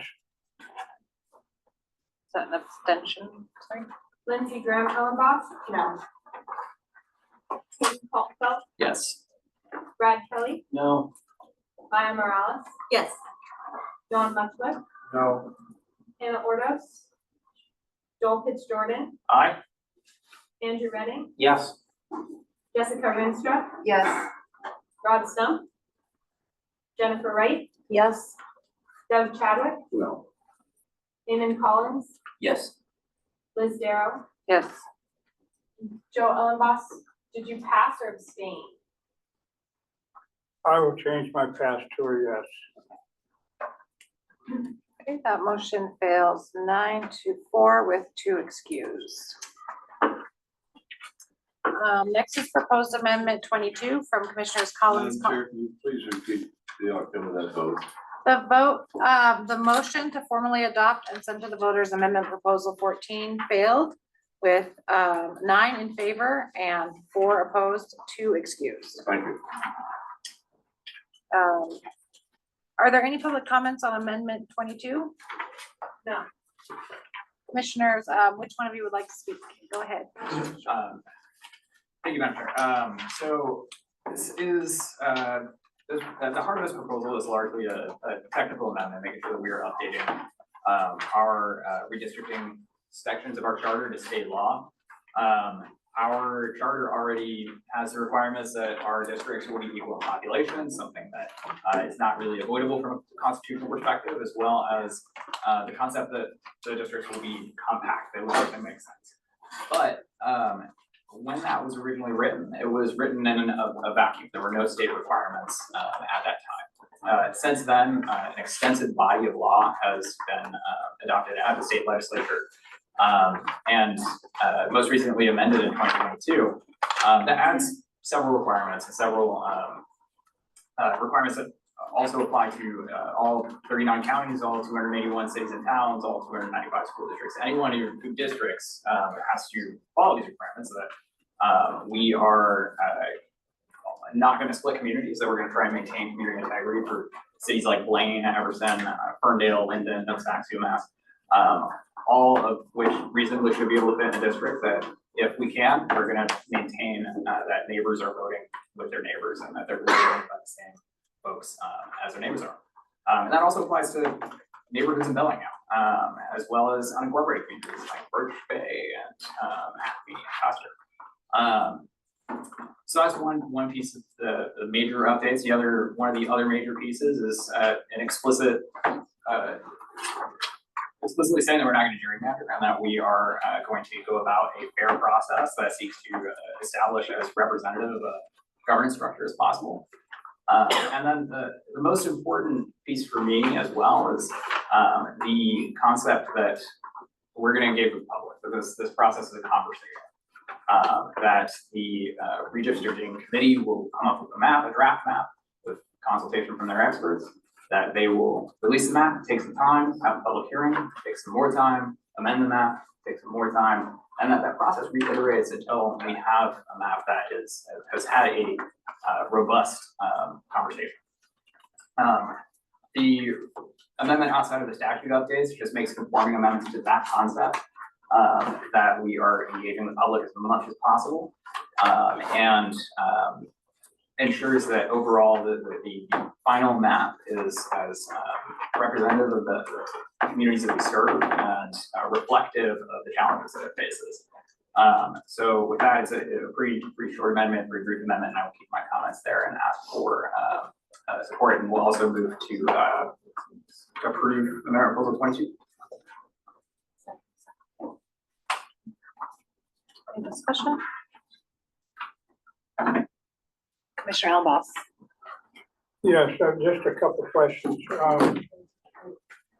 The fact that we operate in a vacuum back in 1978, 77, it's done a pretty good job. It's been utilized most of the times. But in your research and preparation of this, I mean, you've got a lot of detail and a lot of footnotes, and obviously you've looked at it. You're not a lawyer, but do you have any opinion or any input as to our process being subject to the state auditor? If the state auditor took a look at our way of doing it, would they deem it as being insufficient or in violation of the law? Thank you. I think that's a great question. So the way that this section, as best as I can tell, has functioned over the last several processes is that it has largely been ignored, especially thinking about the timeline. It's within our charter sections that theoretically this work is supposed to be done by May 15th. That hasn't happened since 1991. Ultimately, what this amendment really seeks to do is just to make sure that we are acknowledging that these updates are occurring at the state and that we are going to follow them, but also maintaining our ability to add to that floor if we see fit. I mean, if this commission comes back in 10 years and says that the state is missing something that we think is really important to representation, that's still, we still have our ability as a charter county to add to that. It's just simply acknowledging that the work that has been done at the state and the requirements that are made of us. Second question, if I might. Have you discussed this with any of the folks that have been involved with those redistricting committees to ascertain whether they pass muster on your proposed wording? They would know of the type of headaches you see or what any new one you might be creating with your wording. Yeah, I haven't had any specific discussions with previous redistricting commissioners. I know that a couple of commissioners on our commission may have, but once again, I mean, I think that what the minutes of previous redistricting committees have shown is that they are going to follow state law to the greatest extent possible. Again, I think this proposal just seeks to align what is in our charter with current practice for the most part. Well, I'm reading through it. I see no problem with it. I mean, I was willing to just suspend the rules last meeting and consider this. I wish I had that conversation with the district commissioner so that they could have enlightened me. But I see no flaws in it, and I would indicate that my vote will probably be in favor of. At least this is something that should go to the public and not be controversial. Any further comments or questions? Mr. Mutchler? And if the public were to vote no, we would basically be out of compliance with the RCW on the district. Our charter would. I would support. Commissioner Chadwick? Thank you, Madam Chair. Again, in my mind, going through this, pretty straightforward, aligns the charter with state law and provides more public, more opportunities for public comment and input. So I'm leaning a yes. Okay. So no further comments or questions. Could we please call the roll? Lindsey Graham Ellenboss, Yes. Colton Coltonville, Yes. Brad Kelly, Yes. Ryan Morales, Can you pass me and come back around? John Mutchler. Yes. Hannah Ordos. Joel Fitzjordan, Aye. Andrew Redding, Yes. Jessica Rinstra, Yes. Rob Stump, Jennifer Wright, Yes. Doug Chadwick, Yes. Eamon Collins, Yes. Liz Darrow, Yes. Joe Ellenboss, Yes. Ryan Morales. Yes. That passes with 13 in favor and 2 excused. Next is proposed amendment 23 from Commissioners Collins, Lindsey Graham Ellenboss, Commissioner Mutchler, Ordos, Fitzjordan, and Wright to modify the county's budget development process. Are there any public comments on amendment 23? No. Okay, commissioners, which of you would like to speak to your amendment? Go ahead, Commissioner Fitzjordan. Thank you, Madam Chair. I might be a little biased in this assessment, but I believe that the most important document that any government produces at any governance level is the budget. For me, I think especially in a government, I think it's most important that that process is a conversation. This amendment seeks to ensure that that happens and and to rebalance the structure of our budget cycle to ensure that the public, to ensure that the council has more time with budget materials. Ultimately, to give an extra month to the council for the amendment, deliberation, the concept of being able to talk to their constituents, figure out what of those, last time around, it was 434 additional service requests. What are those mean for you? I think that for the most part, when we think about the budgeting process, it's so critical that we have that extra time, that extra conversation. That extra conversation creates better policy. It creates policy that is responsive to the needs of our community and policy that is responsible as well. So with that, we would also ask for the body support and would move that we approve amendment proposal 23. Second. Jump right on that. Any questions or discussion? You wait, but. Me.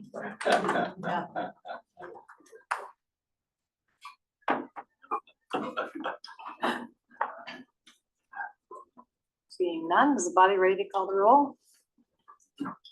Okay, Colton Coltonville, Yes. Brad Kelly, Yes. Ryan Morales, Yes. John Mutchler, Yes. Hannah Ordos, Joel Fitzjordan, Aye. Andrew Redding, Yes. Jessica Rinstra, Yes. Rob Stump, Jennifer Wright, Yes. Doug Chadwick, Yes. Eamon Collins, Yes. Liz Darrow, Yes. Joe Ellenboss, Yes. Lindsey Graham Ellenboss. Yes. that motion passes 13 in favor with 2 excused.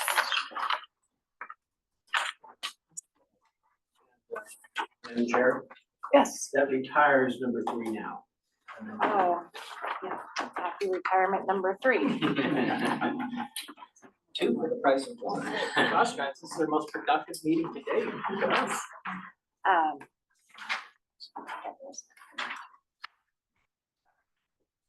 So at this time, I would like for us to take a break. 8:01, we'll reconvene here at 8:11.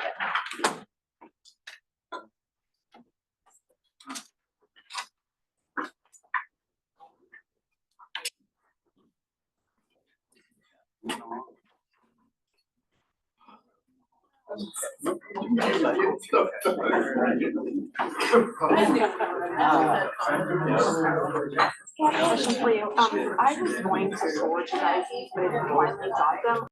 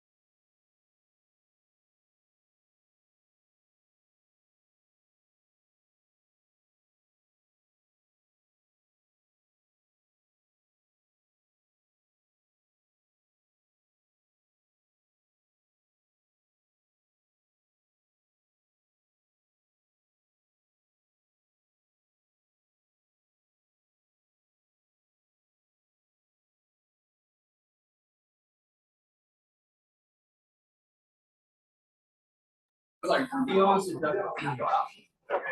is 8:11. I'm gonna call this meeting back to order. We're gonna move on to charter section discussion for Article 8. This one's a good one on charter review and amendments. Does anyone have anything they would like to bring up about this article?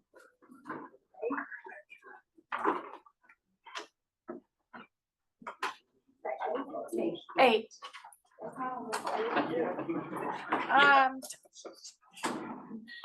Would you like to, Rosemary, do you want to borrow my charter? I've got 2 copies. Oh, you remember, okay, now I got charter. You got it? Okay. Well, one thing that's been coming up a lot, I've passed my gavel here just because this keeps coming up, is the timeline of our body. And so I'm considering a lot of things around wording here that sort of pushes us into this 6-7 month period of time as a committee.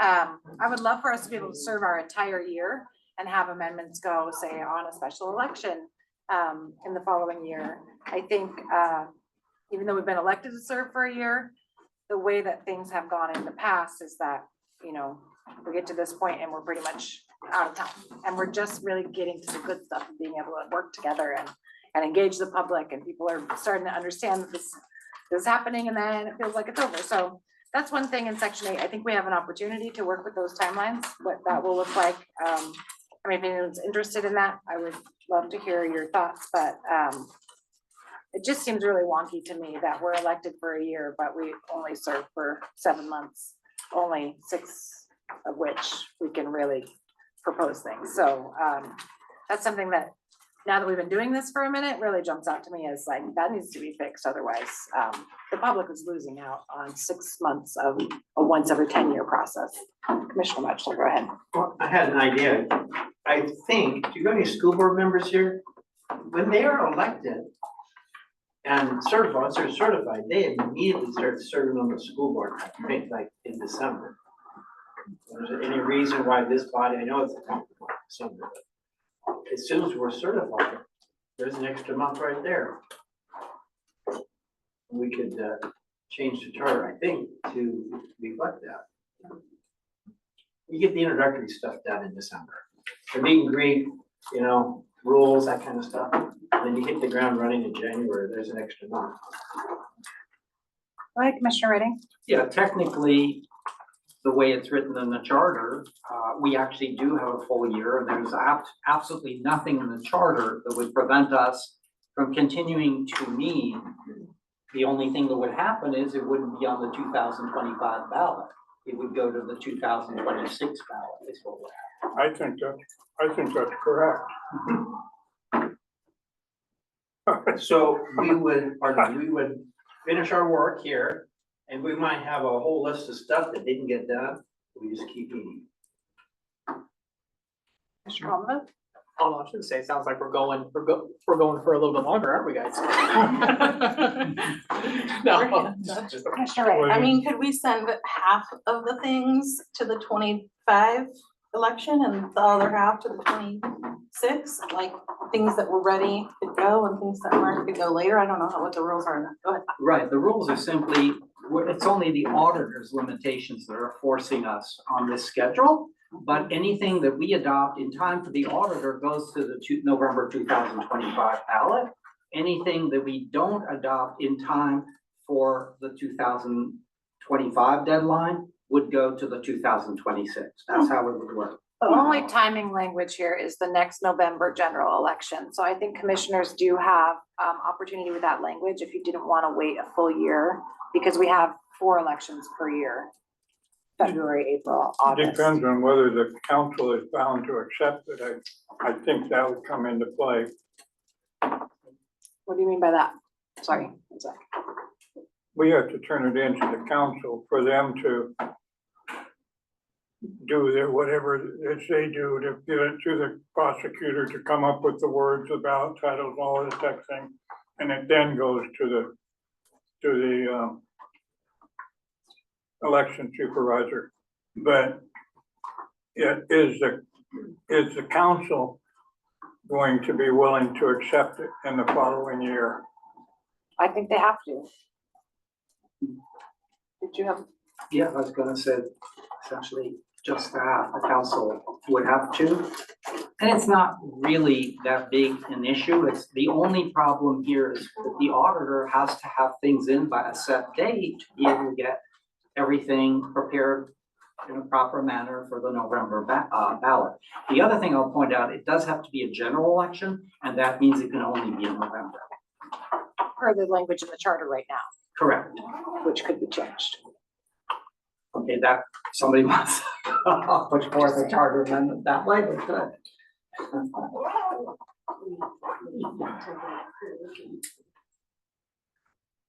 Yeah, just, oh, sorry. Go ahead, Commissioner Morales. I was just gonna say, to clarify, so if we were intending to change that, it would be the future charter that we were impacting, not the current charter. No, this isn't the current charter, current law. I'm just suggesting what Liz was saying about clarifying and lengthening a process or whatever that. Right, I was talking about improvements for future charter processes. Okay. Commissioner Mutchler, go ahead. Our election as charter commissioners always takes place on an even number of years, either a presidential or governor election, which is a crowded ballot. What if the election of the charter commission took place during the primary, the August primary, and then service began in October? When you get the October, you got a full county year that way.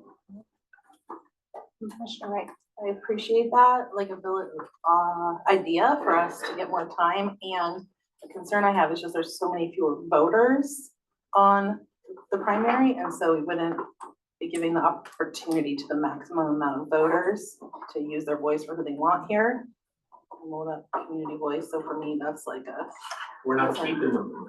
It's true, but if you just, I mean, it's just a known thing, right? People don't vote as much in the primary as they do in the general, so. Oh, I'm sorry, Commissioner Munster, go ahead. Yeah, I mean, hear what you're saying, Commissioner Wright, but I also think if there's 15 or what was it, closer to 40 folks campaigning for the primary, getting people out to vote, we may in fact have that impact where more people are participating in the primary. I think it like potentially could have a benefit.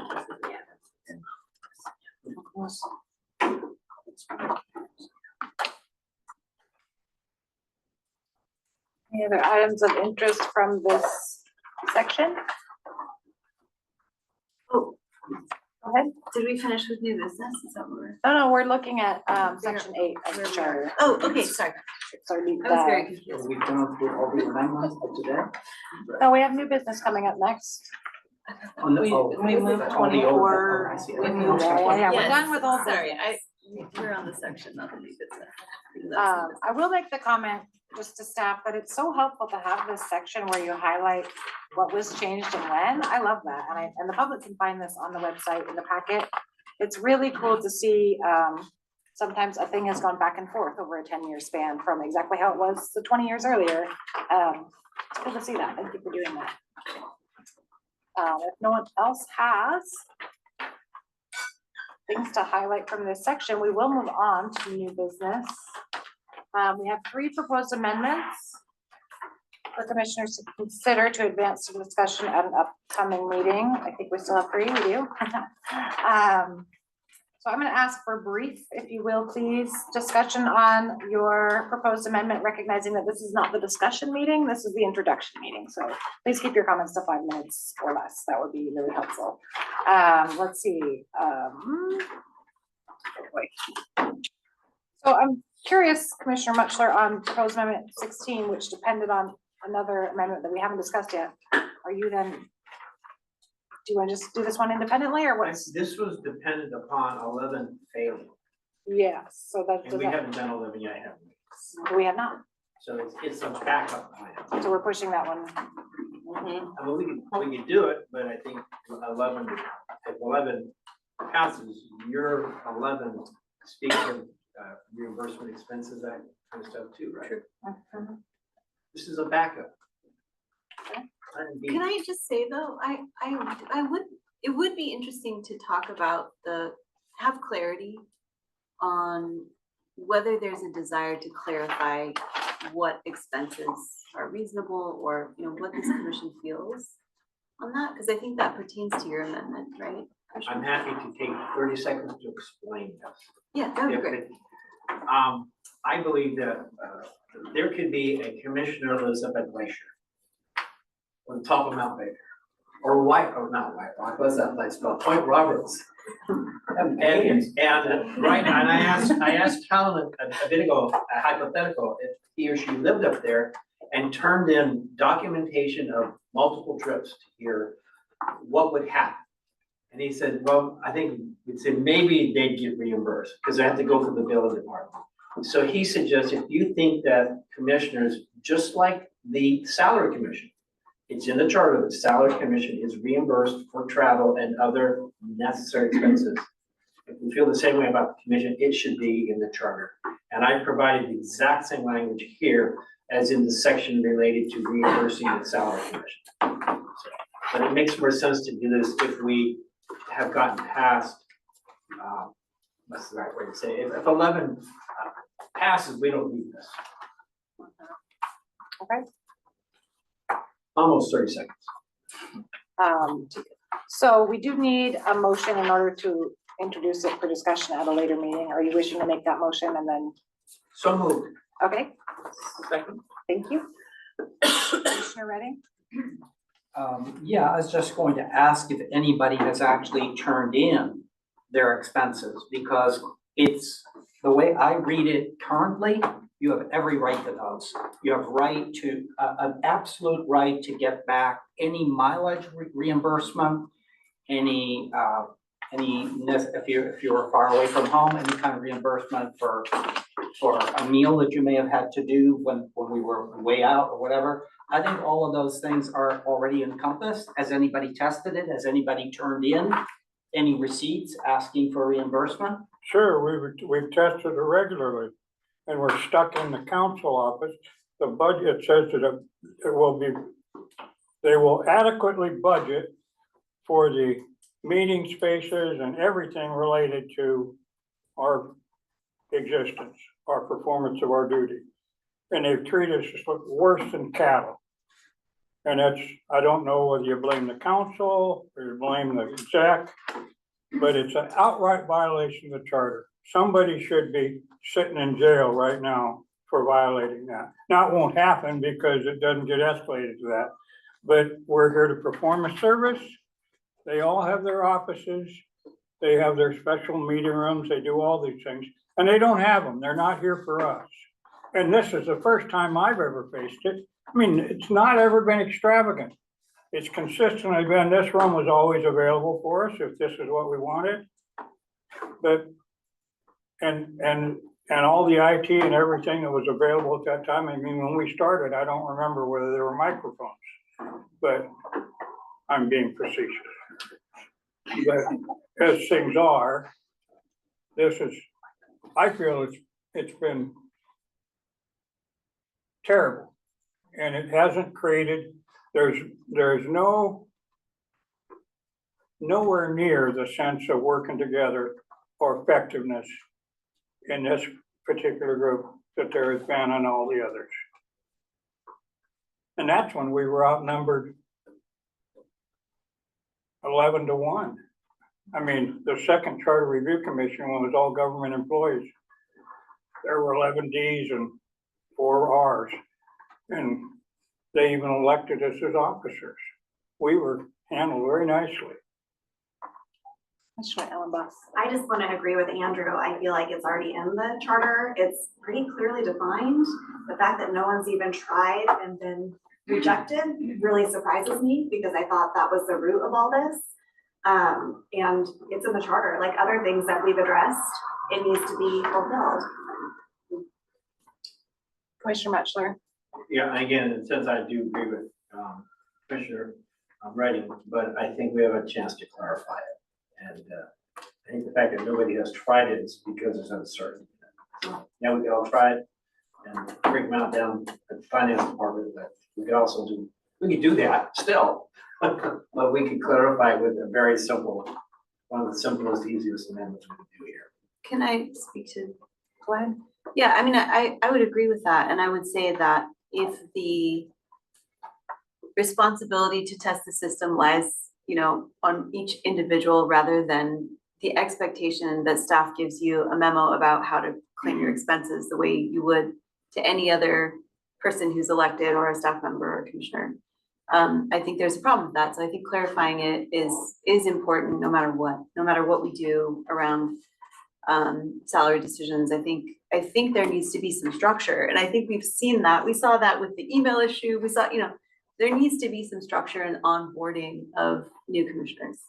And it should be a little more formal and it should be helpful. Like this might sound goofy, but I would appreciate like a badge to wear when I'm walking into the council building, because I'd like to, have some awareness that I'm, there for that purpose when I'm coming to a meeting.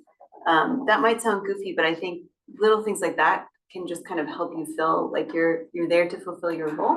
But also that you have clarity and that it's not on you as an individual to prove your worthiness of a reimbursement or whatever it may be. So.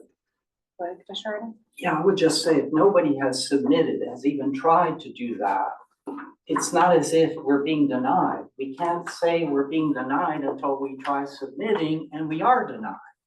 And we haven't been denied on other things. Once we've pressed for them, we got the email addresses. Joe asked for a meeting in this room and we pressed for it and we got it. So,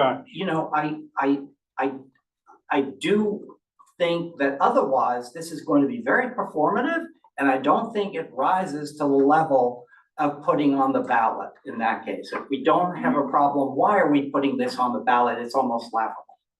Okay, so we have a motion to place proposed amendment 16 on the agenda for a future meeting if amendment 11 fails. Is that correct, Commissioner Mitchell? Got it. Okay. Seeing no further discussion, is anyone opposed to deciding this by consent? Okay, we'll need to call the roll. I have Brad Kelly, Yeah. Maya Morales, I'm gonna say no. John Muchler, I'm gonna say yes. Hannah Ordos, Joel Pitts Jordan, Aye. Andrew Redding, No. Jessica Rinstra, Yes. Rod Stump, Jennifer Wright, Yes. Doug Chadwick, Yes. Eamon Collins, Yes. Liz Darrow, Yes. Joe Ellenboss, Yeah, Lindsey Graham Ellenboss, No. Colton Coltonfeld. Yes. That passes with 10 in favor, 3 opposed, and 2 excused. Madam Chair, will you please report? Yes. Outcome? Excuse me. That passes with 10 in favor, 3 opposed, and 2 excused. Thank you. Okay, next we have proposed amendment 26 by Commissioners Pitts Jordan, Darrow, Kaltenfeld, Rienstra, and Wright to establish performance audits. Would one of you like to briefly introduce this amendment? Go ahead, Commissioner Pitts Jordan. Thank you, Madam Chair. So just very briefly, I think we had a public comment where we talked about performance audits as a whole, mentioned the I-900 structure, which was initially passed state of Washington several years ago. And these performance audits are deep into programs to try and find efficiencies, try and find where we can save taxpayer money. It's looking for, are 2 people doing a job that 1 person can do? Is there mission creep in 2 different offices that we can eliminate? Is there 2 offices that need to be deconflicted from each other because they overlap too much? These are the sort of questions that a performance audit answers, and as the public commenter indicated, they're very, very effective at returning a rate returns on the rate of investment. That King County has a 26 to 1. Every dollar spent is associated with a $26 in taxpayer savings. A study in Ohio found a lower number, a 7 to 1, but that local government performance audits still are incredibly effective at returning those investments that are made into it. This is largely a first draft. It is the piece that is from Whatcom County Charter that is largely looked over, including a minor edit that the office is staffed on an as-needed basis. Just ensures that the council is finding work to do before they go and seek the staff. And I think that it is I'm definitely amenable to talking with folks about how we can improve this and make sure that we are getting the best and most effective forms of government that we can in Whatcom County. And would move to place amendment bill 26 on the May 29th. Second that. Madam Chair, Yes, Commissioner Almonte. we've been doing pretty good on getting some votes and getting some stuff off our list. I just want the body to know that this was one of my 2 hot items during this session. But I decided it was smarter to let you guys, let the other side come up with it, and you did a damn good job.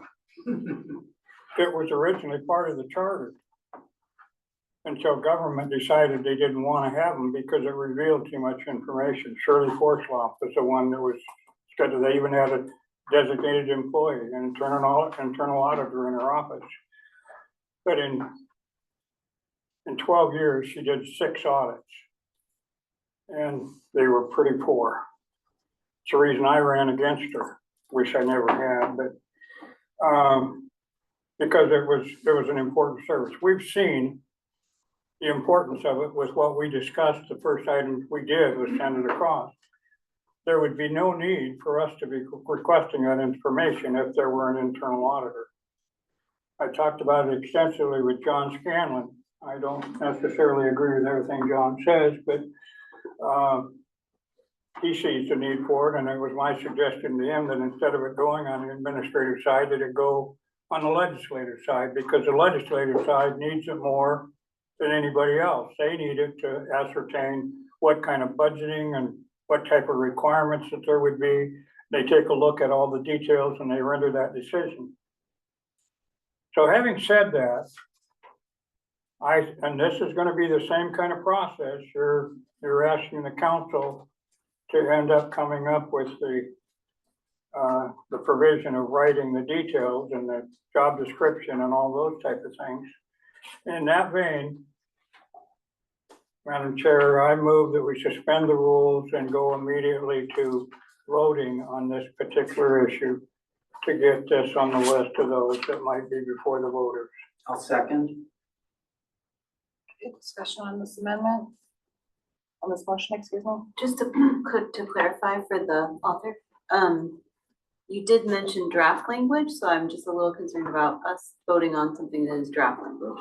I mean, I'd use draft, going broadest terms possible. This has been, I think, vetted pretty extensively over the last couple of months, but I do still see value in allowing the public to have a little more time with it, and having a little more time among commissioners to make sure that there's no major concerns. For me, I very much appreciate the concept of wanting to get this out there as quickly as possible, but I greatly value the process that we have to make sure that we are taking time.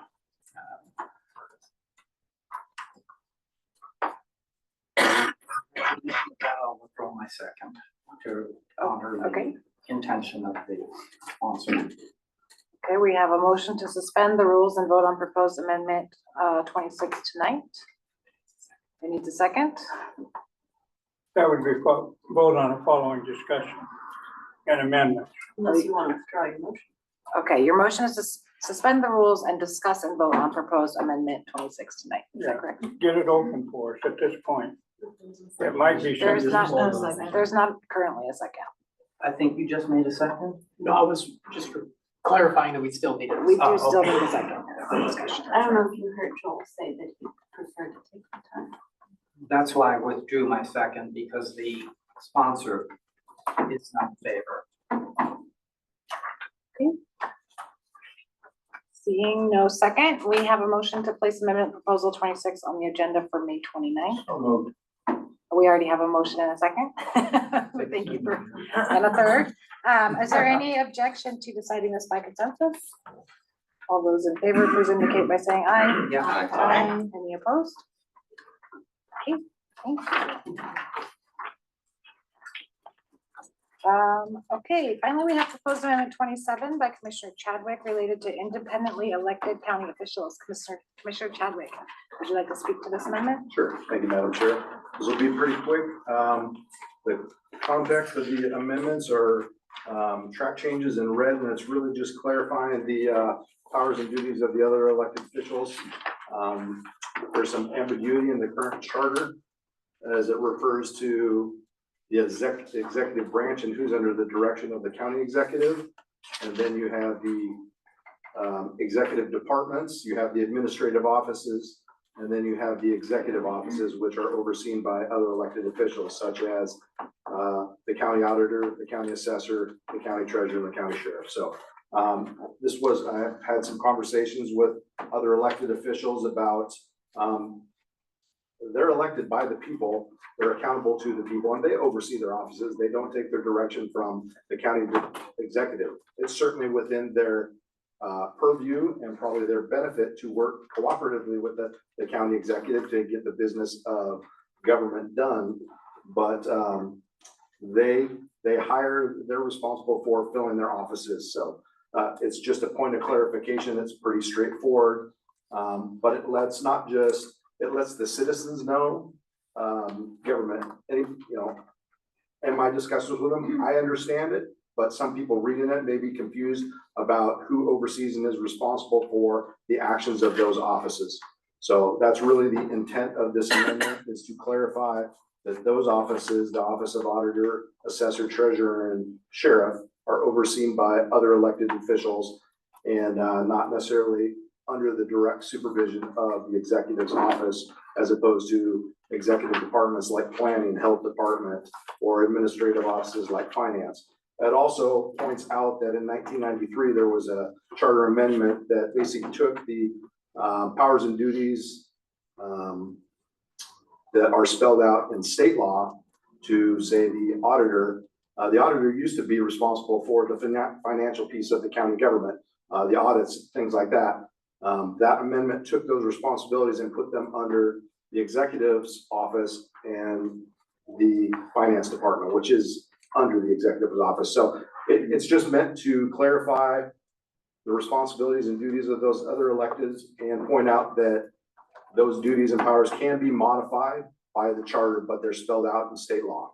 So any modifications would have to come by amendments to this charter as a charter county. Yes, sir. Question, sir. When you talked about the elected officials deal with fleshing out their office, they still have to comply with the HR system. Correct. So they have the personnel policies of the county, yeah. But as opposed to the departments, those elected officials decide who's being hired within their offices. Thank you, Commissioner Chadwick. Do you have a motion? Yeah, I would move that proposed amendment 27 to clarify the powers and duties of the independently elected officials go to the voters. Second. Wait. Is this not an introduction? Yeah, it's an introduction. Okay, Please so speak up. Can you remake that motion so it's clear? the motion to place proposed amendment 27. To the voters, understanding that it'll go to the next meeting for discussion. So on the agenda for the May 29th meeting? Correct. Okay, gotcha. Do you want me to- Okay. Sorry, okay. Okay. Seeing no discussion, is there any objection to deciding this by consent? All those in favor, please indicate by saying aye. Yes. Aye. Any opposed? Okay. Thank you. Moving on to new business, we have some scheduling things that we need to take care of. First up in our committee of the whole, was that last week? Time is weird. We made a vote to place something, but we never scheduled it. So Commissioner Morales, do you want to say anything about scheduling that? Well, we have a discussion pending on amendment 31. I guess that we did that earlier, so we don't need to do this part. I'm not sure what part We're gonna be looking at that on June 12th. So I just want people who are present, who keep thinking like, when are you gonna discuss this thing? I want to clarify that earlier at the beginning of this meeting, we voted to put the discussion for amendment 31 on June 12th. right? June 12th. And just so that the public has plenty of time to look that over. Just to clarify, that's a discussion and a vote, because that was the outcome of our committee of the whole process, and we voted that triggered. Yes, Right. thank you. So that will be the discussion and the vote on June 12th. Someone earlier asked when that would be. That's when that will be. Staff, did you have some information for us on this? I do, so I'd like to draw your attention to the last page of the agenda, the red box at the bottom. The May 29th meeting, I will be on vacation and not available that day at all. And so it's really important that you copy Kiana on any event, anything. Hopefully on that day, I will have some access to my email, but very little. Kiana will be running that meeting along with Jenna from our office. Jenna's the one who made the amendment, Liz, she's the one who did all the thing you liked. I like that thing. Yes, thank you. So we have some deadlines and we're gonna be really strict about these deadlines. As you know, the May 29th meeting is the last one for new amendments. We need your titles only by tomorrow at 2 p.m. because we need the agenda done. We need any documentation for your new amendments by 8 a.m. Tuesday. Because of the holiday. So we're gonna try to get the packet out on Tuesday afternoon. But it's gonna be hard because of the quick turnaround. So just please know that you should, for the entire next week, or maybe ever, copy Kiana on any email that goes to me, and she will be your go-to person. Questions on that? I'll send out an email also, but I just wanted to make that clear. I'll be out of pocket on the 29th. Great. Thank you so much. Let's see. And then there was one other thing on here, schedule wise, it looks like it's been sorted. There was still a TBD location, but it looks like we've got them all scheduled out now. So just so that the public knows, this is also on the county website. I see you. 1 second, Misty. So the locations, it looks like we have 2 more in the Whatcom County courthouse and the rest are right here in this annex building. So I just want to make sure people can find us. So make sure to pay attention to where the location is for the next meeting. A week from tonight will be right here in this room. Misty, did you have a comment? I just had a question if I could request the staff that anytime we as the public email you guys, if they would all go directly to you instead of into a folder. Because as I mentioned to you that there was quite a few emails that weren't forwarded to you. I was actually told by another commissioner tonight that they never received or don't know about that folder. So can I request staff to just forward or make sure you get them to everybody, or how do we do that? That's a miscommunication. We all have access to that. Now, it's not really a folder, but that link, it was sent out to us about 2 weeks ago, I believe. And that was not a attempt to mess up the process or withhold information. It's just a matter of how it was happening, but we all have access to it now. Okay, so I guess my question is to make sure that certain emails aren't getting put aside somewhere else, because if. No, that's not what's Okay, so happening. you guys are getting every Yeah, and they single were being email? taken from that and being forwarded, but that was becoming very burdensome as it increased and untimely. So when that happened, she sent us access, so we can access all I of it. sent it twice to everyone. If you don't have access, you don't have that email, I'm happy to resend it, but also you can get it off the public facing Charter Review Commission website. There's a public archive comments. Every single comment that we receive goes there. If the numbers of comments come down again, I can go back to sending you, but it took Kiana probably an entire day's worth of her just to do 1 day's worth of comments. So we just couldn't. It's easy to access. I totally understand it being cumbersome. I just wanted to make sure you guys were getting the emails that were coming from the public. Thank you. Somebody left a phone in the restroom. It's got like Superman things on the back. So FYI. Are there any additional items? Go ahead, Commissioner Fitzgerald. Thank you, Madam Chair. I'll be very brief, but just want to take a moment of to offer a point for personal privilege to thank the commissioners who worked on Amendment Proposal 23. I think everyone's able to see the list of names on that sponsor list, but what you don't see is the tremendous amount of hours, the evening meetings, the weekend meetings, and just a tremendous amount of time and conversation that went into this. And I really want to express that appreciation for Commissioner Wright and Alan Dawson for those. Thank you. awesome to see such a strong team working. Commissioner Mutchler. Go to the overtime or? Yeah, this is other items from commissioners. Chairperson Darrell and I were on the Joe Tian show today and we beat the heck out of him. So and that would be posted. We said some nice things about most of you. The rest of you need to bribe us a little bit. That was fun. So Thank you the for Joe the Tian invitation. afternoon show today at 4. We invited people to show up, but didn't seem to be. We got a number of calls though from the public, so that was really fun. Yeah, several Live calls. radio is fun, for sure. Go ahead, Commissioner Morales. I just wanted to speak to the original cookie motion and ask for anybody who hasn't participated in that and brought anything, if you would like to, maybe let, I guess, our staff know. It was never intended, that motion, to fall upon myself and Liz, although we sort of took that up.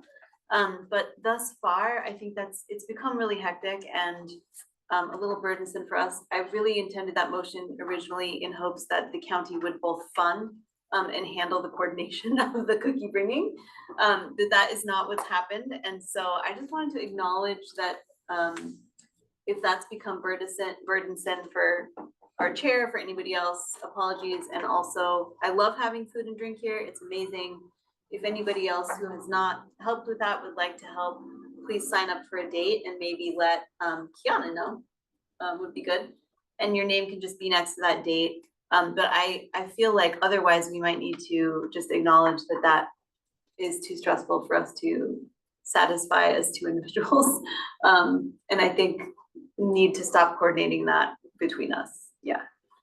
So I just wanted to let folks know. Folks are still welcome to bring that, and I would suggest that our staff be the holders of who's bringing it instead of our chair or myself.